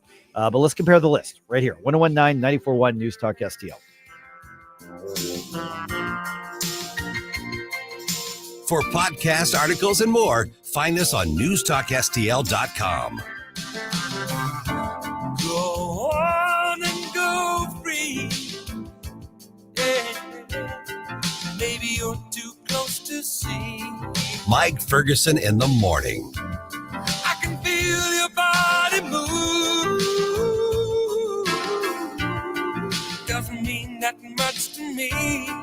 Hey, barbecue lover, Tony Colombo here for my friend Jonathan Heslop and his company, Rockwood Lump Charcoal. If you're like me and log a lot of hours behind the barbecue pit, make sure you have a bag of Rockwood by your side next time you grill. You don't have to use nearly as much Rockwood charcoal as traditional briquettes, so your bag lasts longer, plus it burns cleaner, faster, and more evenly, providing a superior grilling experience. Use it once and you'll never want to use anything else. Rockwood Lump Charcoal is available at over 100 area locations. Find the closest one to you at rockwoodcharcoal.com. Looking to get a new carpet, hardwood, or tile installed quickly and efficiently in your home? Look no further than Michael's Flooring Outlet. Michael's Flooring Outlet is a family-owned and operated business with a 30-year history of offering a diverse array of high-quality options in flooring. My parents and in-laws used Michaels to rip up their old carpet and replace it. They are both happy with the product and installation from Michaels. You can shop at one of their 3 locations in Creve Coeur, Darting Prairie, or St. Peter's, or you can check them out at igotfloored.com. That's igotfloored.com. Hi, I'm Officer John Van Gordon, recruiter with the Springfield Police Department. We are currently looking for driven, qualified, and team-oriented citizens to become the next generation of community-minded servants here in Springfield. Our salaries and benefits are paid from day one. Plus, right now, new recruits are eligible to receive a $5,000 hiring incentive, and experienced officers looking to transfer are eligible for $10,000. To learn more, visit gospd.com. That's gospd.com. Brought to you by the Springfield, Missouri Police Department. Hello, fans of the paranormal. I'm Frankie, host of the newest show on News Talk STL, On a Garage. And we'll be discussing everything paranormal, from ghosts, demons, hauntings, and aliens to Skinwalker, Bigfoot, fairies, and the Chupacabra. Every Saturday night between 9 p.m. and 10 p.m., me and Jeremy will discuss mysterious events in St. Louis and surrounding areas, including gateway families and unsolved true crimes. That's right. It's all right here exclusively on News Talk STL from 9 p.m. to 10 p.m. every Saturday night.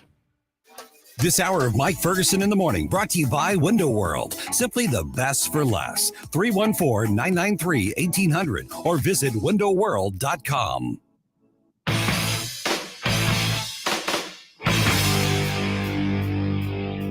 Hello, morning people. Tony Colombo and Katie Fitzpatrick here. Thanks for listening to Mike Ferguson in the Morning here on News Talk STL. And don't forget to join us today at 2 for Colombo and Katie. See you then.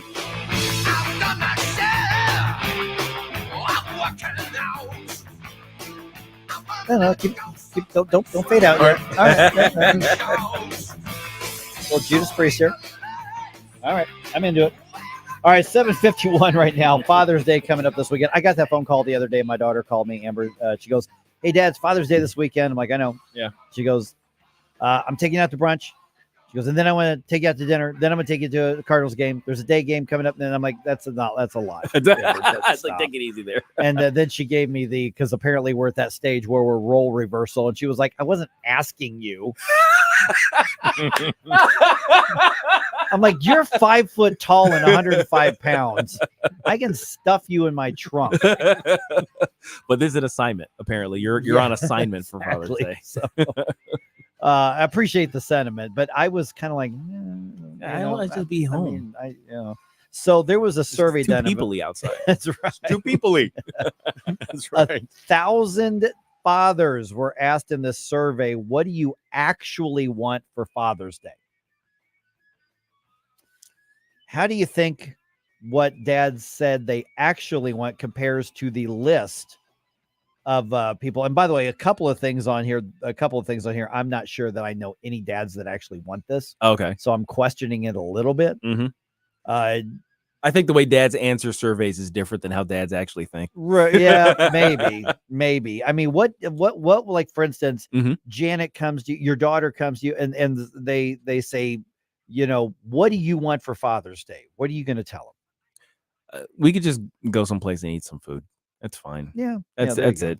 That's just, and then otherwise just leave me alone for the day. It's like, what do you think's on the list? See, I would go way, way, way overboard and say I would love an Ernie Banks Major League quality jersey. Ooh. But see, those run $400 something. Yeah, dollars. I was gonna say, those are expensive. Mr. Cub, Mr. Cub, Ernie Banks. Let's see here. Laura says, best present you can give a parent is to spend the day from my kids.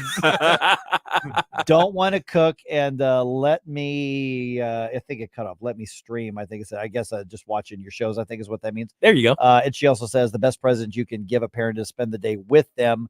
Your time is more valuable than anything. That's true. Yeah. Blues Nut. I told my wife I wanted lots of hugs and kisses from my kids. I don't want to cook and let me stream. I'm sorry. That's Blues Nut's one that said that on there. It kind of jumped up on me right in the middle of it. Okay. Number 10 on this list. I'm not buying this at all. Okay. Jewelry. Oh, heck no. No. I don't know. I'd be shocked. I don't know which dads they're surveying here. I don't buy that at all. I'd like some cufflinks. No, I don't think so. No. I mean, listen, a nice set of cufflinks are very classy. That's true. That's not like a Father's Day thing. No. Well, I will say though, it is a nice divergence from a tie. Yeah. I'm done with the ties. Don't give me any more ties. And socks. Yeah, I and don't, socks. Yeah. I don't remember the last time I wore a tie. I mean, honestly, like I was talking to some of the folks from the Jefferson County Republican Party yesterday at our thing because they were talking about I'm emceeing the conservative showcase this coming Monday, and I said, "You're not expecting me to wear a suit, are you?" And they're like, "This is Jefferson County." No, that was their answer. I'm like, "All right, good. Thank God." Okay, number 9 here, self-care stuff like a massage. Okay, well. You started with self-care stuff. I was like, Yeah, really? no. Yeah, and then like- you said massage. I was like, okay. Yeah. It's like, I'll take a massage. I can see that, but I see more moms wanting that than dads. True. Yeah, My I guess think that is- is more of a mom thing than a dad thing. But I will absolutely take any sort of massage. There you go. Yeah. Actually, it's kind of funny. I had never had a massage until Rachel got me one for my birthday years ago. Really? And I was like, oh, now I see what the big deal is about. Yeah, this. I mean, exactly. you Yeah, know, once you do it. Yeah. Number 8 is so generic. Something for around the house. I don't know what that means, so I'm not going to worry about that. Number 7, books or music. Okay.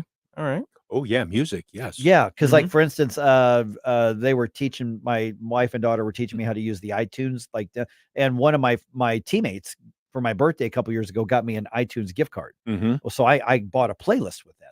Yeah, that's cool. I like that. And books. I mean, gosh, we have so many books. Do you think stuff from around the house includes tools? It could, yeah, that would make sense. Because there's all kinds of stuff. Yeah, that would make sense. Yeah. Yeah. A nice craftsman set of tools. Yeah, there you go. Sporting goods.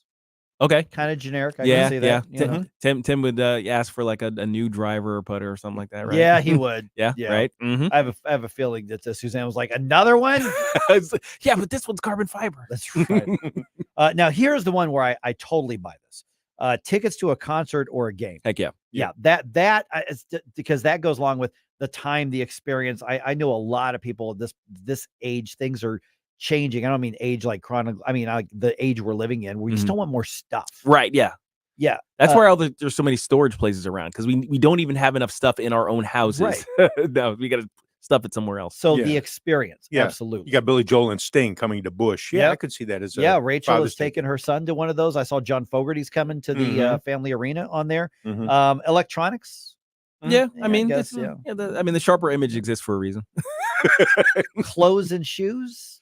You know, it's not on the top of my list, but I'm getting a new suit There you go. for Father's but Day. just not one of those world's greatest dad. Oh, gosh, t-shirts. no, please don't do that. Don't do that. Yeah. Something food or drink related. Yep. So maybe going out to The lunch restaurant, or yeah, something like that, and a gift card. Okay. Yeah, Those are the gift ones. card's easy. Basically, we are simple creatures. It is easier for us than it is for the way. And if you forget and just leave us alone, we're probably okay with that too. Oh gosh, absolutely. Yeah. All right, let's talk Hunter Biden, the conviction, and the politics of it all with Bob Hoge from RedState at 8:05.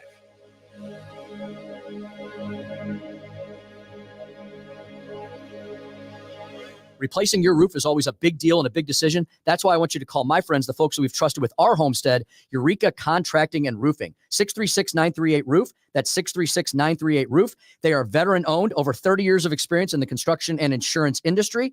They'll replace 100% of your roof, siding, fascia, and gutters. They'll come to you with a personal consultation. Give them a call anytime that Mother Nature strikes you. 636-938-ROOF. Available 24/7 at eurekacontracting.com. That's eurekacontracting.com. I'm so tired of my water smelling like rotten eggs, iron-bound. It makes my clothes and home smell, and my sink and faucet look dirty.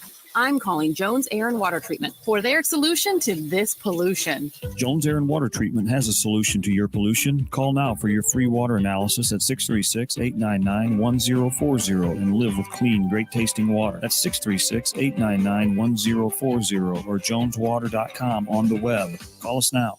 Hey, Columbo here for the cleaning pros at Zero Res. Summertime in St. Louis means things like family gatherings, barbecues, and graduation parties, and Zero Res knows how important it is to have your home as clean and healthy as possible for your friends and family, so they're kicking off summer with an amazing offer. Book a cleaning in June and mention the Columbo special, and you'll get 3 rooms of carpet cleaned starting at just $129, Plus, you can take $50 off an air duct cleaning. Just mention the Columbo special when you call 314-474-2020 or when you book online at ZeroResSTL.com. Sundays at 5 on News Talk STL. All your hard-earned tax dollars and mine are going to fund illegal aliens who come across the border penniless, jobless, skillless, and they're given a cell phone, an identity, and a cash stipend every month. Mark McCloskey on fire. That beats your Social Security income if you should have the good nature to work your ass off your whole life and retire. Mark McCloskey on fire. Sundays at 5 on News Talk STL. Brought to you in part by Modern Weapon Systems in Fenton.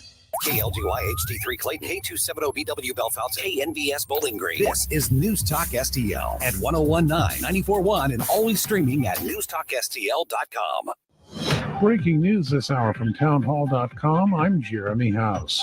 Last week it was Normandy. Today, President Biden is heading back to Europe, only this time it'll be southeastern Italy, where he'll attend the G7 summit. Mr. Biden will push a plan to his G7 counterparts to use the interest from frozen Russian assets to provide up to $50 billion in loans for Ukraine's war effort. Authorities in the U.S. have arrested several people with possible Islamic ties to immigration violations. 8 individuals from Tajikistan with suspected ties to the Islamic State group have been arrested in the United States in recent days. That's according to multiple people familiar with the matter. They say the arrest took place in New York, Philadelphia, and Los Angeles, and that the men were being tracked by the FBI's Joint Terrorism Task Force. They entered the country last spring and passed through the U.S. government's screening process without turning up information that would have identified them as potential terrorism-related concerns. The FBI and Department of Homeland Security issued a statement confirming the immigration-related arrests of several non-citizens, but did not detail specifics. I'm Lisa Dwyer.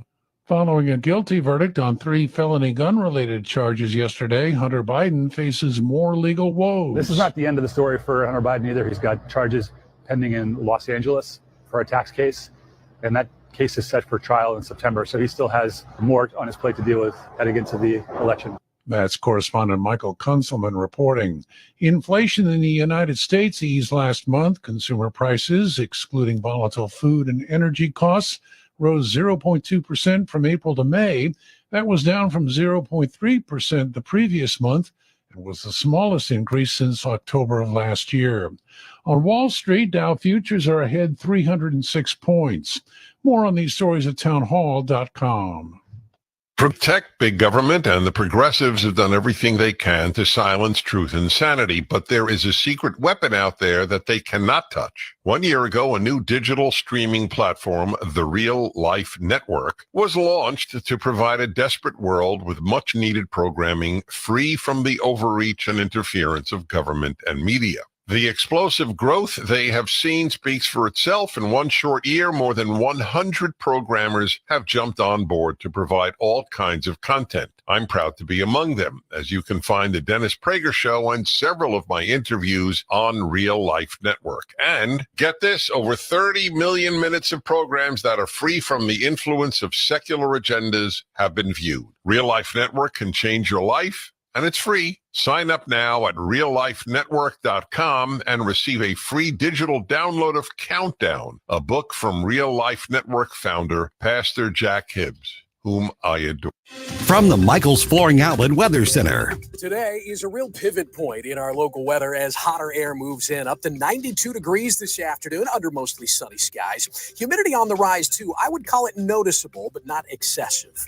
Clear skies tonight, down to 70 for the early morning low. Thursday looks steamy. Boy, we'll jump to 96 in the afternoon. Heat index peaks around 100. And then Thursday evening and into the night, storms approach from the north. A few could be strong. We'll keep an eye on that. That's your first alert forecast. I'm meteorologist Matt Chambers. This hour of News Talk STL brought to you by Senior Memorial. Give Benjamin Schaefer a call at 314-866-8886 or visit memorialplans.com. Senior Memorial Heritage Protection. News Talk STL is proud to have Doug Voss as part of our lineup every week. Doug has been a staple on St. Louis radio for many years as one of the leading financial experts in the area.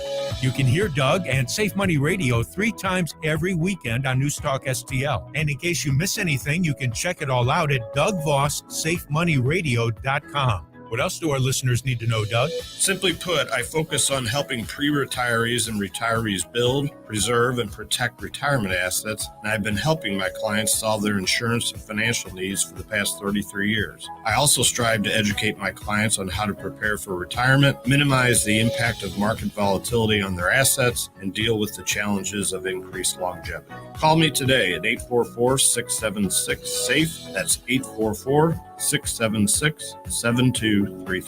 Doug Voss is a registered representative. Securities offered through DHL Securities, LLLP, member FINRA and SIPC.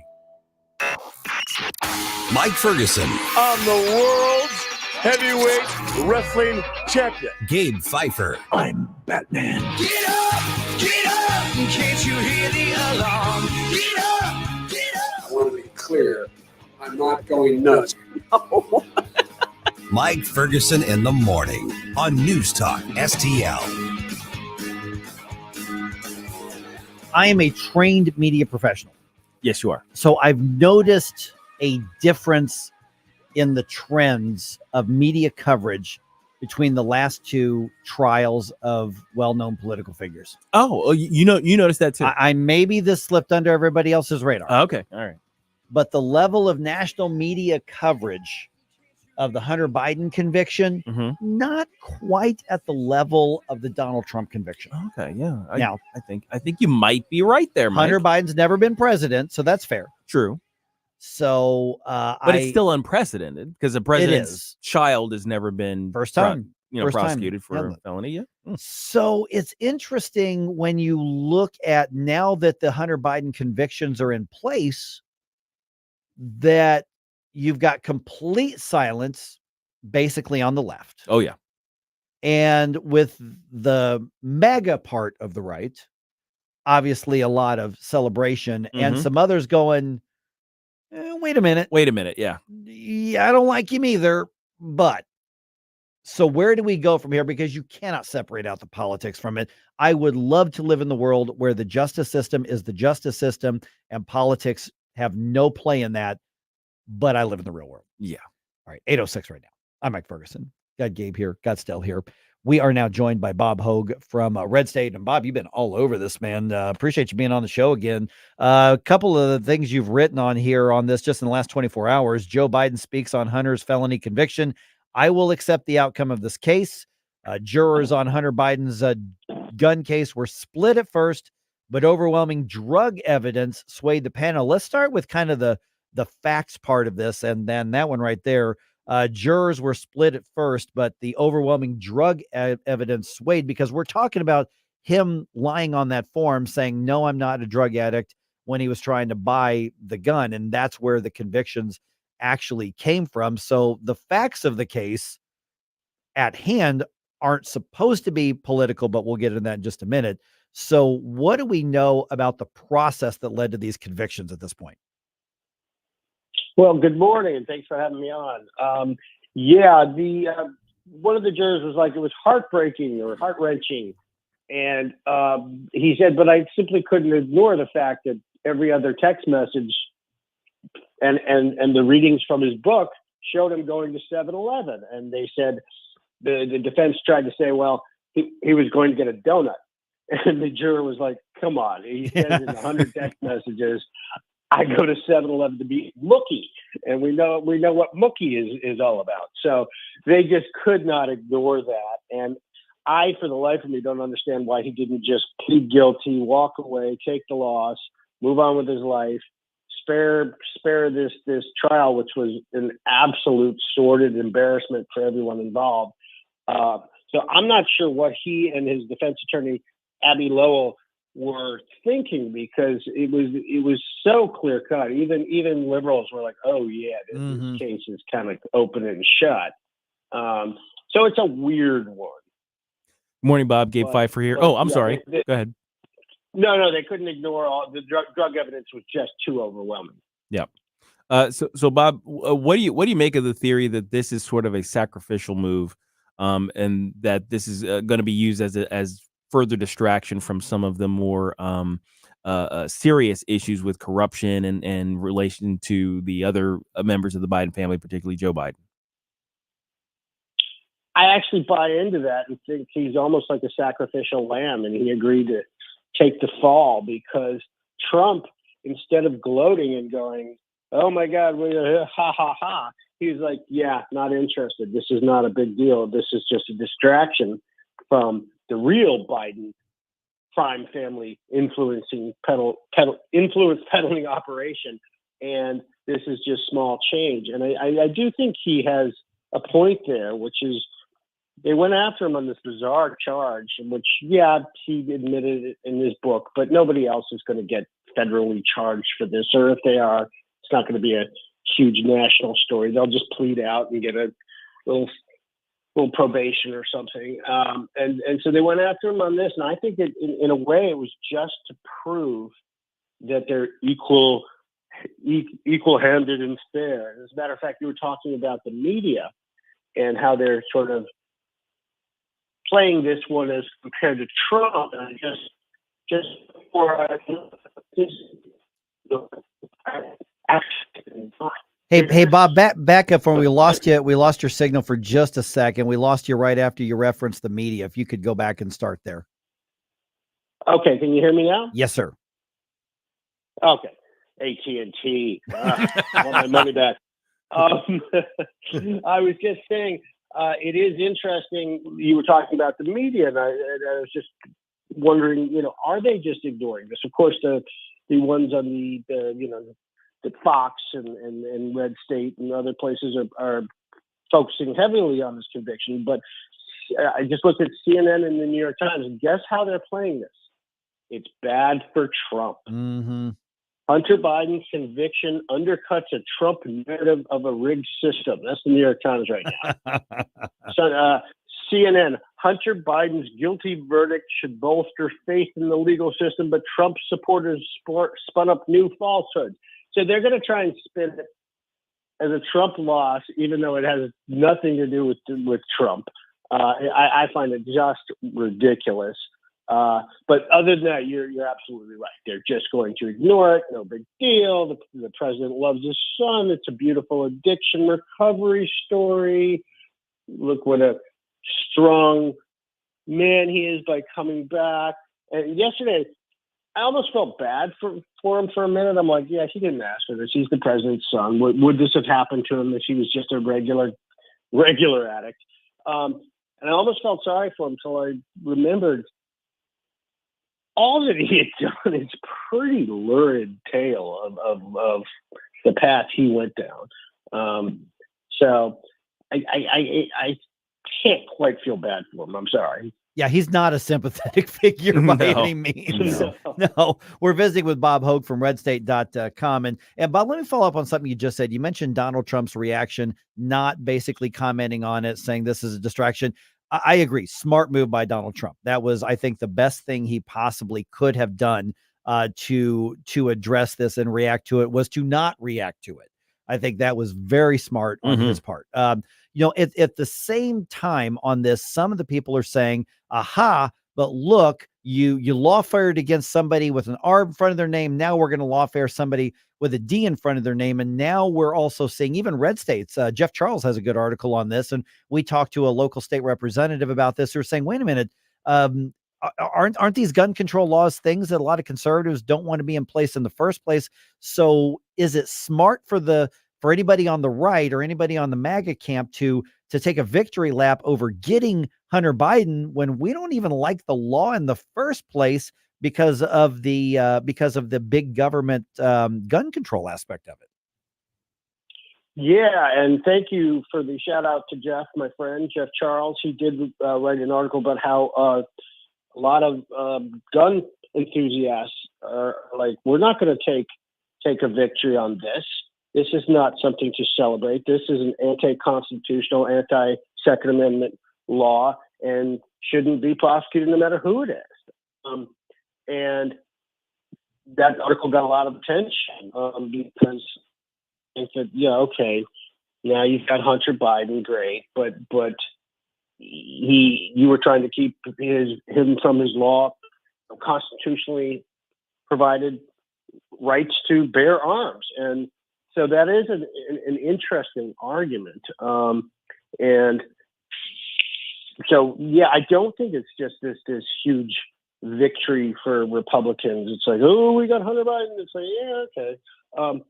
Another great article. Jeff Charles was great. Another guy named Rusty Weiss submitted an article yesterday to RedState, and it was my jaw dropped. He said Trump should promise to pardon Hunter Biden, and I went, oh boy, what is this? And at first I was like, this is insane. And then I read it and I was kind of like, oh, that's kind of a cool idea. 3D chess instead of, gloating over it. He goes, yeah, I think this is wrong. You guys are getting him on an anti-constitutional charge. And unlike Joe, I don't want to politicize this government. So I'm going to pardon him if I get into office. I thought it was crazy at first, but the more I thought about it, the more I was like, hey, that's kind of cool. Crazy like a fox. Yeah, exactly.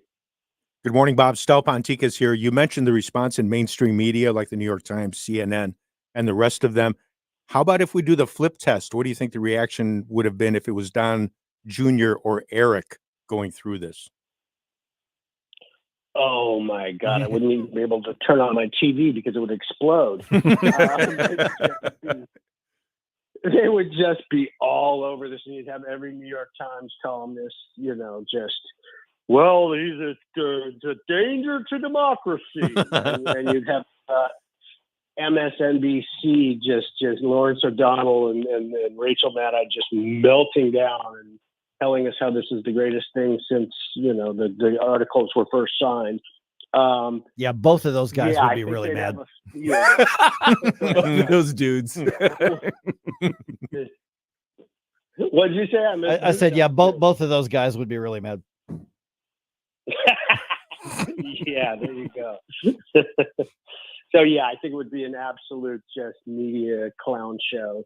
We saw it with the impeachments or with the J6 hearings where they took things and just milked them for everything they were worth. And then on this, yes, silence, except somehow this proves that Trump's wrong on his view of the Justice Department. Yeah, come on. Yeah, and Bob, in the last minute or so we've got here, I keep trying to want to back up and take that much bigger picture look at this. And I'm worried that both sides, right and left, is that we've gotten so tribal that we're about to sacrifice even the pretense of an independent judicial system to the point of wanting to weaponize it because they weaponized it. So let's weaponize it. That if we don't stop and say, whoa, we've got to have this neutral, independent judicial process, we're going to sacrifice part of our foundation that we can't recover. None of the others are going to work in tandem with it or in balance with it. And so I'm worried about, and so many people wanting to go head first into saying, okay, you're going to weaponize it. We're going to up the ante. We'll do it too. If it's good enough for you, it's good enough for us. If that's a good tactic for you, it's a tactic for us. And I get the logic, but I just think the overall picture of what this would do long term if we don't cool our jets and somebody take the lead and say some things have to be off limits, it could be very dangerous for our society.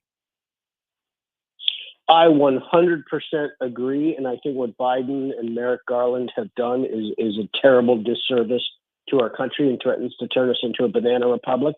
And as much as if Trump wins, hopefully when Trump wins, I sort of gleefully think of him going after these people. It's the wrong path to go down because, by the way, this trial, the thing that Trump just got convicted on, it's only one. The E. Jean Carroll verdict is just an absolute disaster for the justice system. He had to pay how many hundreds of millions of dollars for basically defending himself, basically saying I didn't rape her. 83 million. 83. Yeah. And then interest on top of that, I believe. And just absolutely flabbergasting distortion of justice. And then what? Fannie Willis, that case is a joke. And so, yeah, I think it's kind of like what COVID did to the CDC and our health institutions and made everybody with a brain think, I don't trust these people. it's now to the point where we're looking at our Department of Justice and people like Merrick Garland, who, if you can believe it, almost became a Supreme Court justice. But we're looking at them and going, I don't trust you. I don't have faith in you. And that's a pretty sad thing. And I do think it needs to stop. Like I said, I'd love to see Trump go after Schiff or this guy or that guy, but it's probably not the right thing for America.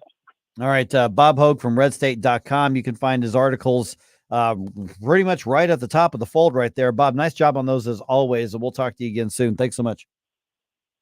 All right. Thank you. All right. Got some thoughts on this? Let me know. 314-912-1019. I got some news to dump on you here as well, but curious as to what you think, because the easy thing to do, guys, is to come in and help spike the football. Oh, absolutely. You know, I think some people are going to go, come on, Mike, you're the wet blanket here.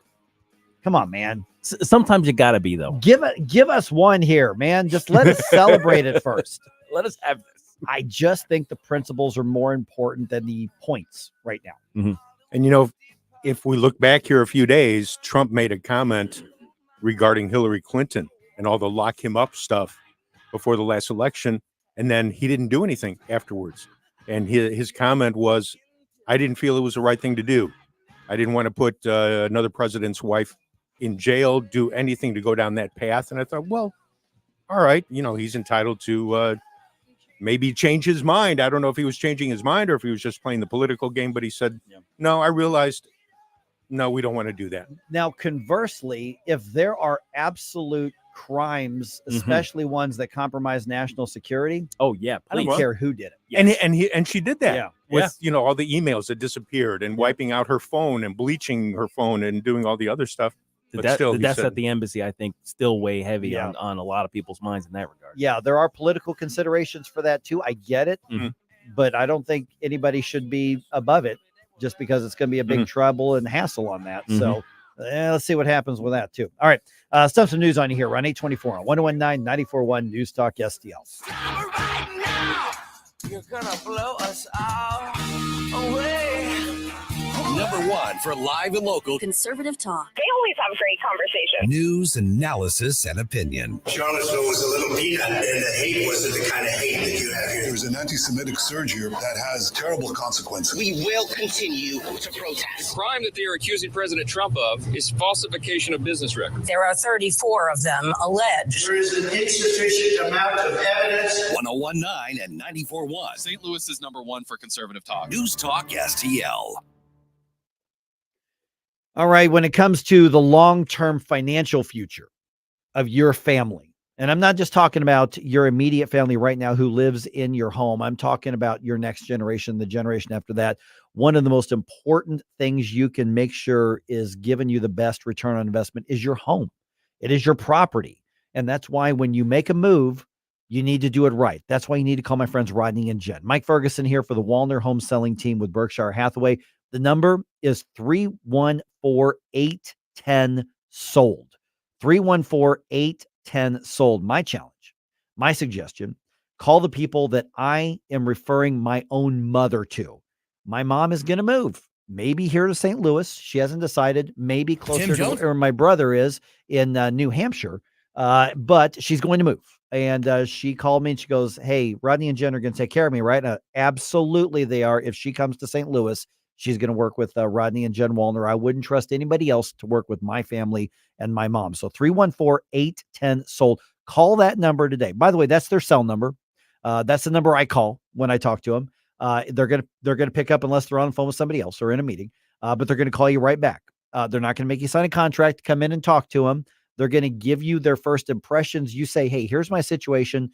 Here's what I'm thinking about doing. Here's what I wanted to do my family. And they're going to ask the right questions and they're going to empower you. These are not people who are just salespeople. Great. We got a hot lead. Let's go ahead and nail down a deal. That's not how they operate. That's not how they built their business. That's not how they become such an important part of so much of St. Louis with their business, with their vocation. They take care of people. They empower you. They're licensed in both Illinois and Missouri. So whether you're moving from Illinois to Missouri, I don't think anybody's moving to Missouri to Illinois right now, but whatever direction you're going to go, whatever's right for you, they're going to empower you to get the best return on investment. If you're looking to buy a home, You need them to help you navigate this process and get the best deal possible. You're looking to sell a home, you might not even have to list it. They've got so many pre-approved buyers. They can get you through this process and get you the top dollar for your home. So once again, give them a call today, 314-810-SOLD. Once again, 314-810-SOLD. 1949, the last time a Republican held the top post in St. Louis City. A gallon of milk was 84 cents, and streetcars ran down Grand Avenue. The city was booming. Unfortunately, St. Louis city streets are no longer the epicenter of family and business life. In the 80 years of Democrat control, our city has been on a steady decline. St. Louis City Republicans believe it is our duty to provide a different path forward. Learn more at stlouisrepublicans.com. Paid for by St. Louis City Republican Pat Curtis, Farber Treasurer. Tim Jones and Chris Arps in the afternoon. Dr. Tobler, Missouri is looking to execute an inmate diagnosed with heart failure. Attorneys are requesting that he not be executed because of that condition. Well, I scratch my head on this one. Someone, maybe he read some inside information about how to avoid execution by getting heart failure, and he started adding extra salt to his hamburger. I don't know. Tim Jones and Chris Arps, weekdays at 4 on News Talk STL. Staff Sergeant Mark Anthony Madrid. Staff Sergeant Samantha Cowell. I'm Staff Sergeant Alex Staff Keeler. Sergeant William Lewis, and I am proud to defend my family and our nation. The Air Force Reserve is part of the story of this great nation. I'm grateful that I have a chance to wear the uniform of the heroes that went before me. I'm proud to be part of a team that helps make a difference in the world. Every day, men and women from communities across this nation serve as reserve citizen airmen.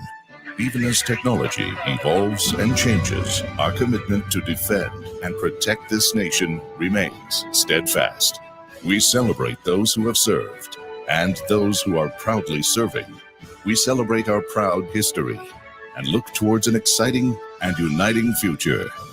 Our mission is to fly, fight, and win in air, space, and cyberspace. And I am proud to be a member. And I'm proud to serve in the United States. And I am proud to protect our country. Proud to serve in the U.S. Air Force Reserve. Tim Jones here, inviting you to join the Veterans Committee of the Eureka Pacific Elks Lodge 2644 as they host a cornhole tournament and BB gun shoot at the lodge on Saturday, June 22nd. For more information, visit eurekapacificelks.org. This app is absolutely fantastic. Yes, I listen on my phone. If you have a phone, you have a radio. It is awesome. Download the News Talk STL app and listen anytime, anywhere. Hey everyone, this is State Senator Nick Schroer. I am the host of Stand and Fight every Sunday night. Right now, let's hear more of Mike Ferguson in the Morning Show here on News Talk STL. The Morning News Dump. Are you joking? Is this a joke? Listen, folks, the Morning News Dump. All right, you've already heard the headlines. Let's get the story. Hunter gets his verdict from the jury. St. Louis' so-called renaissance continues. How? In the most St. Louis tradition way possible. More crime. And the UFL, are they worried about low attendance at Sunday's championship game in St. Louis? And the other question, should they be? Talk about that with the morning news dump here, 8:27 right now. All right, the jury in Hunter Biden's federal gun trial has reached a verdict. Came back the same day that it went to the jury. This did not take long. Bernie Bennett has the story. President Joe Biden's son, Hunter Biden, has been found guilty on all 3 felony charges in a Delaware court trial related to his efforts to obtain a firearm in 2018 while allegedly addicted to drugs. The younger Biden, who pleaded not guilty last October after being indicted by special counsel David Weiss, has denied the charges. The son of a sitting president has never before faced a criminal trial. Hunter Biden could face up to 25 years in prison, though legal experts believe he would not serve time, being a first-time nonviolent offender. The trial comes on the heels of former President Donald Trump's conviction on felony charges in a criminal case in New York. Bernie Bennett reporting. All right, the sentencing is going to happen in October, and he's not doing time in jail, guys. No, not at all. And deliberation only took 3 hours. Yeah, it was very quick. I mean, and that was probably including a lunch break. Yeah, well, I mean, there was an open and shut. There was, where are you going to go with it was this? so cut and dry. Yeah, Bob Hoge from RedState just a little bit ago, he's like, I don't know why he was right. Why did they go to trial? Take a plea deal, be done with it. You're going to get probation, you're going to get a fine, and that's just put it behind you. That was the best thing to do. Don't even have a trial spectacle. Yep. All right. Missouri executes another convicted murderer. 69-year-old David Hosier was pronounced dead at 6:11 yesterday evening in Bonne Terre. He was convicted of the 2009 murders of his former girlfriend, Angela Gilpin, and her husband, Rodney Gilpin. Investigators say the killings happened after she broke off the affair and returned to her husband. All right. Last week, we told you about dozens of car break-ins that happened in the Shaw neighborhood of St. Louis City. Now it's the Hill. And I got to tell you, so every time we say the Hill, isn't there a little bit of, oh, come on, not the Hill? Oh, yeah. We've all got this, like, the Hill has like this special place, in almost and we're everybody. a little protective of it. Yeah, I mean, but it's in the Hill. St. Louis police say dozens of break-ins happened over the last 2 weekends. Exact number of cars that have been hit, not known, though, because police are acknowledging that some people are just not bothering to even call the police at this point. Like, there's no point in doing that. But listen, if you don't have your car in a garage in St. Louis, do not keep anything valuable in it. Like nothing. Because I looked at the couple of the stories and people who lost debit cards and expensive, clothes and electronics. I'm like, if your car is not in a garage in the city of St. Louis, I don't care where in the city of St. Louis, do not leave anything of value in that car. And the last thing a neighborhood like that needs, with the great restaurants there and what a great area that is, last thing you need is something like this happening. Yeah. And there's just no place that it's not happening in the city at this point. Yeah. And this is why people are discouraged from going downtown. Right. Well, speaking of downtown, the UFL's first championship game is Sunday at the Dome in downtown St. Louis, and the UFL announces cheap seats for that game at the Dome. I saw this email come out, and those of us on their media list and who have a relationship with them, we all got it. It wasn't just for me. The package that they're offering is for 4 tickets for $60. Not 4 tickets for $60 each, 4 tickets for $60. Right. So about $15 a piece. $15 each. That's crazy. And it's on the 300 level. These are good seats. I've sat in the 300 level for Battlehawks games. These are good seats at the Dome. There's one section, they're calling it basically a family section, where you can get these deals. The Birmingham Stallions play the San Antonio Brahmas at 4 p.m. on Sunday. The tickets are at theufl.com. I think right now the UFL is realizing that they may not have a very big turnout for this championship game. Yeah. And I would not be surprised if they try to offer more deals or incentives or things like that, find corporate sponsors, because the Battlehawks are not in the game, and because these other 2 cities, San Antonio and Birmingham, they had trouble getting decent crowds out to their home games. No one's expecting this to be a very big turnout. And so the UFL needs it, but only St. Louis has been delivering it for their team. Yeah. So, I was going to say that each of these teams has managed to average sort of around 10K or so. Give or take. And these are home games, right? This is in your own backyard. This is someplace that you should be able to get to. So what percentage of that crowd is going to travel, first of all?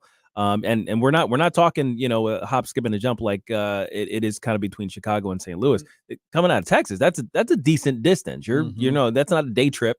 And then how many Battlehawks fans are turning out without the Battlehawks being there? Right. And here's the thing: if you're a St. Louisan and you're going, my suggestion is to wear your Battlehawks blue. And for the simple reason, one, you're showing the UFL that, the Battlehawks fans are the ones, frankly, with this league on their shoulders, or our shoulders. And secondly, it's going to be a message to all the other cities. Hey, you need to get your fans out. Fans, you say you want your team, you need to support them, because this is a league that I think has a lot to offer, especially as an alternative to the NFL, but also as a supplement to it as well. Okay, real quick. The Cardinals took a loss in their first game of the series against the Pirates last night. Miles Michaelis, he was dealing. He had a no-hitter going into the 7th inning. Final score at Busch was Pittsburgh 2, St. Louis 1. I'm sorry. Whenever your pitchers only give up 2 runs, you should win the game. Yeah, seriously. Yeah. All right. So the win from Pittsburgh bumps the Bucks up to 2nd place in the division. Okay. They are 1/2 game ahead of the Reds, Cubs, and Cardinals all together. So they went from last to second in one night. In one night. So the Reds, Cubs, and Cardinals are all tied for either 3rd place or last place, however you want to look at it. It's the exact same thing. So game 2 of the series is at 6:45 today. Sonny Gray going to be on the mound for this one. You can't go on thinking nothing's wrong. Mike Ferguson in the morning. who's gonna drive you home tonight. From the Michael's Flooring Outlet Weather Center. Today is a real pivot point in our local weather as hotter air moves in. Up to 92 degrees this afternoon under mostly sunny skies. Humidity on the rise, too. I would call it noticeable, but not excessive. Clear skies tonight, down to 70 for the early morning low. Thursday looks steamy. Boy, we'll jump to 96 in the afternoon. Heat index peaks around 100. And then Thursday evening and into the night, storms approach from the north. A few could be strong. We'll keep an eye on that. That's your first alert forecast. I'm meteorologist Matt Chambers. Fox News commentary. The Hunter Biden gun conviction is just, but it's also a distraction, a deflection, and a giant red herring. I'm Tommy Lahren. I'll tell you why next. You can host the best backyard barbecue when you find a professional on Angie to make your backyard the best around. Connect with skilled professionals to get all your home projects done well. Inside to outside. Repairs to renovations. Get started on the Angie app or visit Angie.com today. You can do this when you Angie that. President's son Hunter was convicted of all 3 felonies in his federal gun trial. And while justice was indeed served here and the evidence was pretty black and white, this is still a victory for the Bidens, for the left, and for the mainstream media. And I'll tell you why. The gun charges were the lowest hanging fruit, the easiest and cleanest way to go after a Biden without really going after a Biden, at least in any significant way. These gun charges are serious, but the gun case is really the only part of Hunter's crime spree that doesn't touch the big guy. But what it does serve to do is give the appearance that the DOJ is fair and no one is above the law. The guilty verdict is just, and I commend the jury, but it's really more of a gift to the left than an acquittal. So don't be fooled and don't be duped. It's a big, fat red herring. I'm Tommy Lahren, and you can watch my show, Tommy Lahren is Fearless, at Outkick.com. We've been here 30 years, 30 Christmases in this house, and we have the traditions that most families have. That's Terry talking about her experience with Rhino Shield ceramic coating. We did Rhino Shield 14 years ago, and the house still looks the same as the first day. Rhino Shield really worked with me to help me get just the right, nice, soft yellow, and it's 14 years later, and it's the same color. The main reason Terry called Rhino Shield is because it's backed by its 25-year transferable warranty. It just sounded wonderful that we could have the house coated with Rhino Shield and not have to worry about it again for 25 years. Take it from Terry. Give Rhino Shield a call now for a free evaluation. 877-25-RHINO. 877-25-RHINO. Or visit 877-25rhino.com. There have been neighbors that have come by and said, "Did you just have your house painted?" Because they wanted to know who the contractor was. And I said, "No, it's actually Rhino Shield." 877-25rhino.com. Are you concerned about the future of America, the economy, the courts, threats to our freedoms? Chris Arps here. Join News Talk STL for Saving America 2024, June 25th at the St. Charles Funny Bone. Hear from renowned experts Joel Griffith and Zach Smith of the Heritage Foundation as they analyze the critical issues facing our nation and provide insight into securing America's prosperity. Secure your tickets now at newstalkstl.com before they sell out. Brought to you by West and Mid-Rivers News Magazines and the St. Louis Young Republicans. St. Louis's new choice for conservative talk. It's time that everybody wake up and pay attention. Live and local. Recent criminal indictment of Donald Trump. About the fourth one. The fourth one. The one he got the free gift with. Punch card. I think it's a tote bag. This is News Talk STL.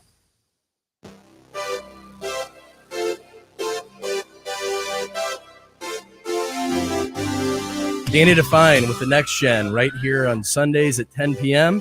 Now back to a hot, steamy cup of Mike Ferguson in the morning on News Talk STL. Danny Define is traipsing around Europe right now. Is he really? Yeah. I saw his Facebook the other day. I'm like, dang, he's having the time of his life over there. Good. Right, yeah. All right, 8:38. I want to get to this. We talked a little bit earlier. I want to bring this back up about the left's civic religion that you're not allowed to be a heretic with. Mm-hmm. But Gabe and I, while I think you ran to the coffee machine, mm-hmm. We were looking up the tickets for the championship game on the UFL. Yeah. Mm-hmm. You can find them really cheap. I mean, really, really cheap. Yeah, these are verified resale tickets in the 400 section. Yeah. So it's the real upper level, upper deck that they opened up, I think, because we were starting to fill Right, the dome, yeah, so they're very hopeful, and people purchased those I guess ahead of time. Verified resales have got them on sale for like $10 a piece. And there were a lot even in the 300 section, 10, 15, well, 15, $20. There's a couple in the hundreds, 124, 151, 122, $15 a piece. Yeah. So we're talking, I think this is kind of the rim of the lower bowl. Right. You So know, what you have here probably are Battlehawks fans who are like, we're going to the championship, we're going to get there, and now they're like, just something for them. And now this is the price before whatever the ticket fees are. Yeah. I mean, you got to. So I'm sure it'll add another $7, $8, $9, $10, whatever it is. But still, that's a really cheap outing. But it also tells you that interest I is low. don't think there's going to be a big turnout for this game. No, not at all. Yeah. I mean, I want the UFL to do well. I want there to be a good turnout. So if it looks like all of the seats in the 400 level are basically up for resale. So if you are looking, for something to do on Sunday, it's a 4:00 game. So it's kind of in the middle between a day and not quite night game. Yeah. I I think you'll be able to get to your car before it gets dark. Right. Essentially. Or take an Uber, take a Lyft, whatever the case is. So it's going to be a real cheap outing for Father's Day if you want to do that. So instead of trying to do a concert or something like that, I don't know if there's any concerts on the day, but $15, $16, $20 tickets, that ain't much. That's less than what you'd spend going to like an Applebee's or something. Absolutely. Or Buffalo Wild Wings or something like that. Of course, you may have an $8 beer. Yep. Or $10 hot dog, but Now the most expensive seats, 50-yard line, lower area, $80. That's really not bad. Yeah. And also keep in mind the Cardinals are playing the Cubs this weekend up in Chicago, so some folks may want to stay home and watch the game. Yeah, they're So, but anyway, so that's there, and also they're taking their deposits for season tickets for next year. Yes, absolutely. Yeah. So at the very least, they're still planning on another season. Yeah. Let me wrap up. Let's do that. We talked about this. I don't know, about an hour and a half ago, something like that. In Spokane, Washington. That was one of the left-wing dingbat cities. They're doing the thing where they're on public streets, a crosswalk, painting the pride flag and so-called trans flag and all of that sort of thing. This one's I think the super pride fan. Right. It's got the triangle and the circle and all the including in all the rainbows. Like somebody threw up a Tetris game. Yes, is basically what we're looking at. A unicorn vomited a Tetris game.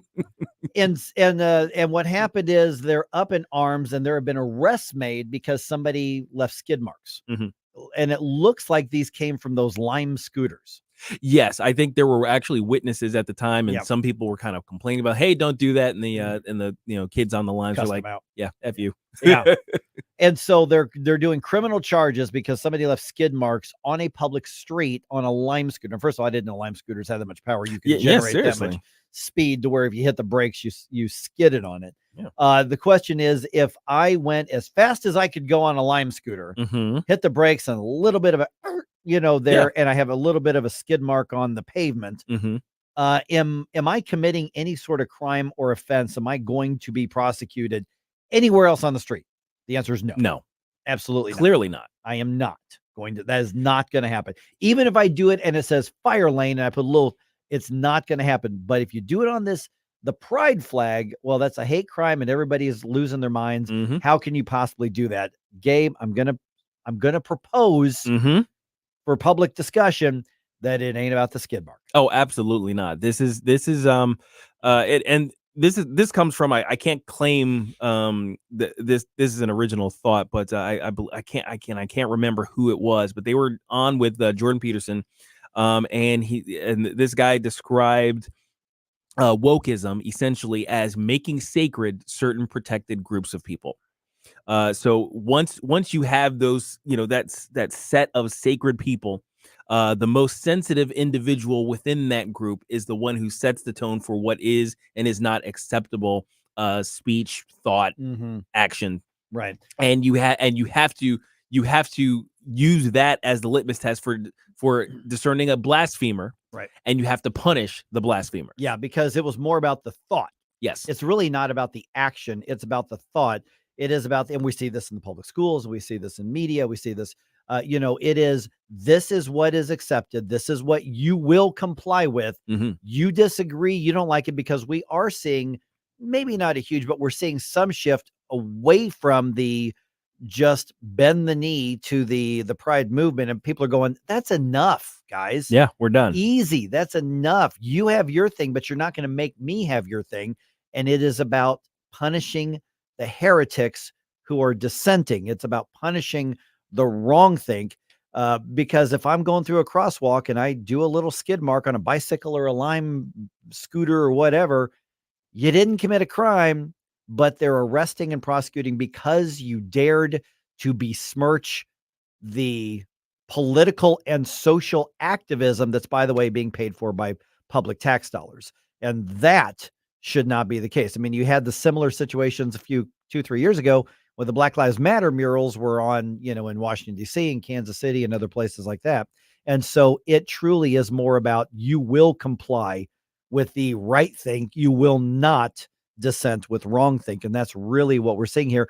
I think, Gabe, that is more akin to a leftist secular religion and punishing heretics. Absolutely. Yeah. And you can tell that it's a religion by the way it's treated. It's treated very much in the same way as any sort of traditional religion. There's a certain dogma that must be adhered to.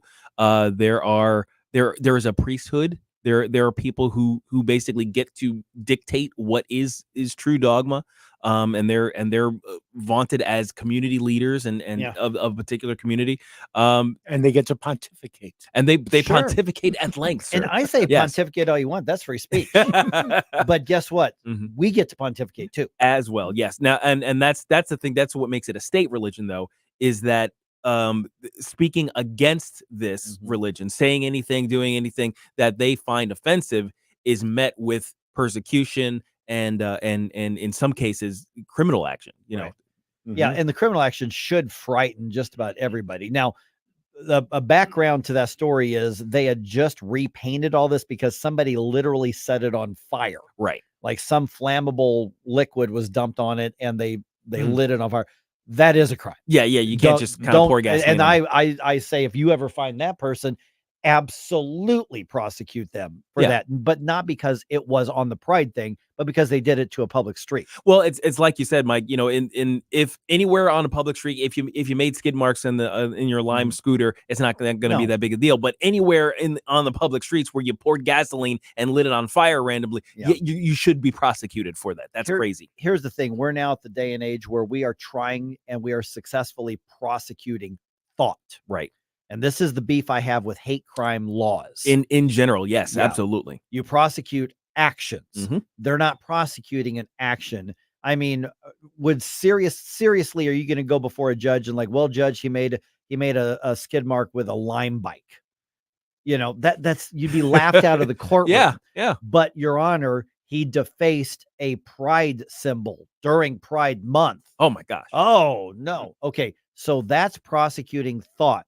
I am telling you right now, whether you are on the hard left, you're on the hard right, because there are hate crimes, using their terminology, against people of faith all the time. Oh, absolutely. Go ask any Jewish person pretty much anywhere in the country, here in St. Louis included. It happens, but you prosecute the action and you prosecute it hard if you're talking about somebody's rights being violated, they're being attacked, but the idea of prosecuting thought is the idea that government should mandate or prohibit or otherwise control what you think. And there are few things as dangerous as that in our society. And all we have to do is look north to Canada and see what's going on up there. Oh gosh, yeah. There their human rights court. I can't remember exactly what the title is, but basically it's a sort of extension of their executive branch, I think, that basically just gets to decide, well, you had wrong think, so now we're going to put you in prison. Scotland is now prosecuting people if you have offensive social media posts. Yes. That's right. They will track you down. They will come to your, like 3 or 4 police officers will come to your home and confront you about your quote unquote potentially hateful online presence. And somebody may say, wait a minute, guys, are you saying that being hateful should be legal? Yes. Yes. Absolutely. And you say, how could you stand that? I don't want people to be hateful. But here's the thing. First of all, if you're allowed to be hateful with your words, I'm not talking about your actions, your words, then first of all, you're outing yourself to the people who don't want to be around you. Right. Secondly, this is the marketplace of idea, and bad ideas are part of the marketplace, just like bad products are part of the marketplace at any retail location. That's part of the marketplace. And my argument is allowing more freedom, including the freedom to be wrong. And I'm not saying somebody who opposes the pride stuff is wrong. I'm over it, man. I'm done. I mean, it's like, listen, you do you, man. You be whatever lifestyle you want. If you're an adult, I'm going to fight for your right to have that, even if I don't understand it, even if I'm not a part of it. Now, what people are trying to do with it, using government to indoctrinate and force on others. No. I'm fighting against that as well. But the bigger picture is that the left's use of the government to impose a basically unnamed religion is a key avenue of absolute tyranny in our country. And I think that's why so many people, not just on the right, but even on the left too, are going, whoa, hold on, going too far. So, but what the left does is they go too far, they're pushed. They go too far for a mile. They're pushed back a half a mile. Then they go too far for a mile. Then they're pushed back half a mile. We'll go too far for a mile, pushed back half a mile. They just made a mile and a half gain. Yeah. And that's the playbook. That's where we are right now. Yeah. 314-912-1019. Got some thoughts on it? Let's talk right here. 1019-94.1 News Talk STL.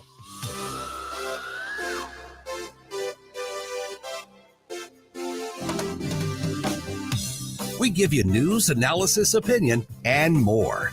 Only on News Talk STL. Get up, St. Louis. It's Mike Ferguson in the morning. I get up and nothing gets me down. Tony Colombo here for Cadre Asset Management. A cadre is defined as a small group of people specially trained for a particular purpose or profession, and that is the role that Cadre Asset Management can play in your financial journey. Learn more about how they can help secure your financial future by following Cadre Asset Management on Facebook, or just go to cadreassetmgmt.com. Cadre Asset Management is a Missouri-based independent advisory firm licensed under and securities and investment advisory services offered through Founders Financial Securities, LLC, a registered investment advisor, member FINRA SIPC. Looking to get a new carpet, hardwood, or tile installed quickly and efficiently in your home? Look no further than Michael's Flooring Outlet. Michael's Flooring Outlet is a family-owned and operated business with a 30-year history of offering a diverse array of high-quality options in flooring. My parents and in-laws used Michael's to rip up their old carpet and replace it. They are both happy with the product and installation from Michael's. You can shop at one of their 3 locations in Creve Coeur, Darting Prairie, or St. Peters, or you can check them out at igotfloored.com. That's igotfloored.com. America's infrastructure is ancient and crumbling. Crooked politicians pocket the funds meant to keep you safe and to power your home. Where does that leave you? In the dark. Or you could keep the lights on with a Grid Doctor 300 solar power generator from MyPatriotSupply.com. My Patriot Supply has helped millions of American families prepare for emergencies, and power outages are emergencies. The Grid Doctor 300 lasts longer and runs stronger. Connect it to solar panels, your car, or a power block or wall to charge it. Not only does this generator charge quickly, but you can use it while it charges. Multiple power ports mean no device is left behind. Run phones, fans, CPAP machines, even mini refrigerators. It's easy to use. Unleash power for all, from kids to grandparents. Protect your family with reliable power. Get the Grid Doctor 300 and save $50, plus get free shipping at MyPatriotSupply.com. MyPatriotSupply.com. Colombo and Katie. Tuesday is usually Crane Durham Day, but Crane is out this week, so special guest Vic Porcelli joins us. Where does Vic stand politically? Is he a Trump guy? Nobody knows, but we're going to find out. Weekdays at 2 on News Talk STL. Whether at home or at work, you're mobile. So when you're mobile, stay mobile. Keep St. Louis's home for conservative talk with you wherever you go. Download the News Talk STL app in the App Store or at newstalkstl.com.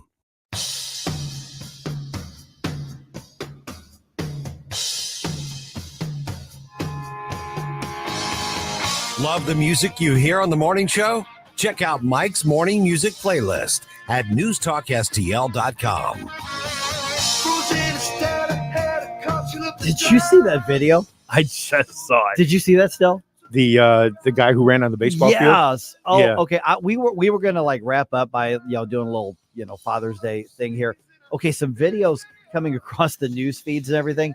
So some idiot ran out onto the field in a game between the Cincinnati Reds and the Cleveland Guardians. The Indians, formerly known as the Cleveland Indians, currently, yeah, I think AKA, to Clevelandites, it's still the Indians. yeah, I bet AKA. So now listen, I think it is really stupid to run out on the field, and yeah, don't do that. I like it when that person gets caught with a hard tackle. Oh gosh, yeah, I love that. Mhm.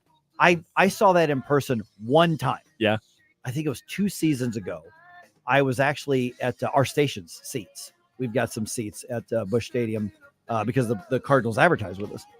And right in front of me, some dude, and you could see something was going to happen. He's getting going. He's getting ready. He was getting worked up, man. He'd had a few drinks. Let's go. And he like jumps over and runs up right in front of me. I'd never seen that in person before. Mm-hmm. And he made it to about center field and he got cuffed and they hauled him off. Good and then open they field came tackle. and got his buddy. Oh, who really? was still in the seat and hauled him off too. Oh, wow. I didn't He know didn't that. even run off the seat and they went and got him. And those guys are banned from the stadium forever. I'm sure. Yeah. Like you were going to be able to That's how that enforce goes. unless you have complete facial recognition. But anyway, so this idiot runs out on the field in this game in Ohio. Mhm. And he like runs up to one of the players. I guess and the talks to him briefly for something. Yeah, I and don't know. the players know not Yeah. to react. Yeah, don't react. Don't touch him. Don't do anything. Yeah. And then he runs and does a backflip, which tells me this was a dare or a bet. Mm-hmm. And of course, the security's running after, and he does his backflip, starts to run, and the security guard tases his ass in center field. It was Ooh, amazing. baby. I mean, he dropped. Yes, he sure did. And immediately face plants on the turf there, yeah. and then he throws his hands behind his back. He's like, okay, you got me. Okay, so I bet you, because this just now is hit. I mean, people in Ohio know this happened, but I wonder if by tomorrow there's going to be like, we're going to have a debate on the use of force for something. Oh no! I really? say I'm like, hey, light him up, man. Yeah, absolutely. Yeah, Like a light him Christmas up. tree. Yeah. It's like that's what should happen. But I guess you're probably right that somebody's going to get That was a excessive. little butthurt about it, and you're Yeah. just going to be like, oh, come on, you don't need to do that. It's like he's just having a bit of fun, and I bet you're right. I bet you're right. I like that they're amping up. Oh, I didn't even mean to say that. Amps that they're I wonder how they're many amps those things run. upgrading their treatment of this, because if you don't get a handle on it in this entitled mindset generation, you're going to have more and more people running out there. And first of all, it is a danger to everybody, but there's also a lot of money at stake in these games. So I think that was funny what we just saw. Isn't there also a statement on your ticket, on the Yes. back of the ticket? Well, you don't get tickets anymore, I guess. But Whatever it's on prints out. you got to hit the terms and conditions now. Yeah. Okay. Yeah. And yeah. Yeah, the standard issue X26 taser that the police use operates at approximately 3.64 milliamps. So just a little shock. Yeah. Just a little shock. He was feeling that one. Oh, his legs went stiff and he went down. It was fun. We should ask Larry Condors. Oh how yeah, it feels. he's been tased, hasn't he? I've been zapped as a radio stunt. Don't tase me, bro. I don't want to do it again. No, I don't want to do it again. Don't tase me, bro. To all our incredible You supporters, remember that? we at the David Dorn Foundation say thank you. Your 5-star online reviews that you recently posted are beacons of encouragement on our mission to assist first responders. And a shout out to Steve Katraba, who reviewed us with these powerful words. The Dorn Foundation continues to fill a need in the public safety community and thereby to the public. Steve, your words are more than a review. They show the impact we're making for first responders. To read more strong reviews, Google the Dorn Foundation now. Dreaming of upgrading your outdoor space? STL FenceWorks is the choice for you. Our skilled craftsmen build custom fences from modern vinyl to classic ornamental, fitting your style and budget. Elevate your outdoor living with low-maintenance decks designed to relax and entertain. We choose only top-quality American-made materials, ensuring your project is built to last. Your satisfaction is our passion. With over 50 years of experience, custom designs, and exceptional customer service, visit stlfenceworks.com today. Hey, Columbo here for the great team at All Solutions Pest Control. We've been using pest control services at our home for years, and the results we've had with All Solutions are second to none. So if you're experiencing a pest problem, or more importantly, want to prevent a problem, All Solutions Pest Control are the ones to call. Right now, you can take advantage of their incredible $67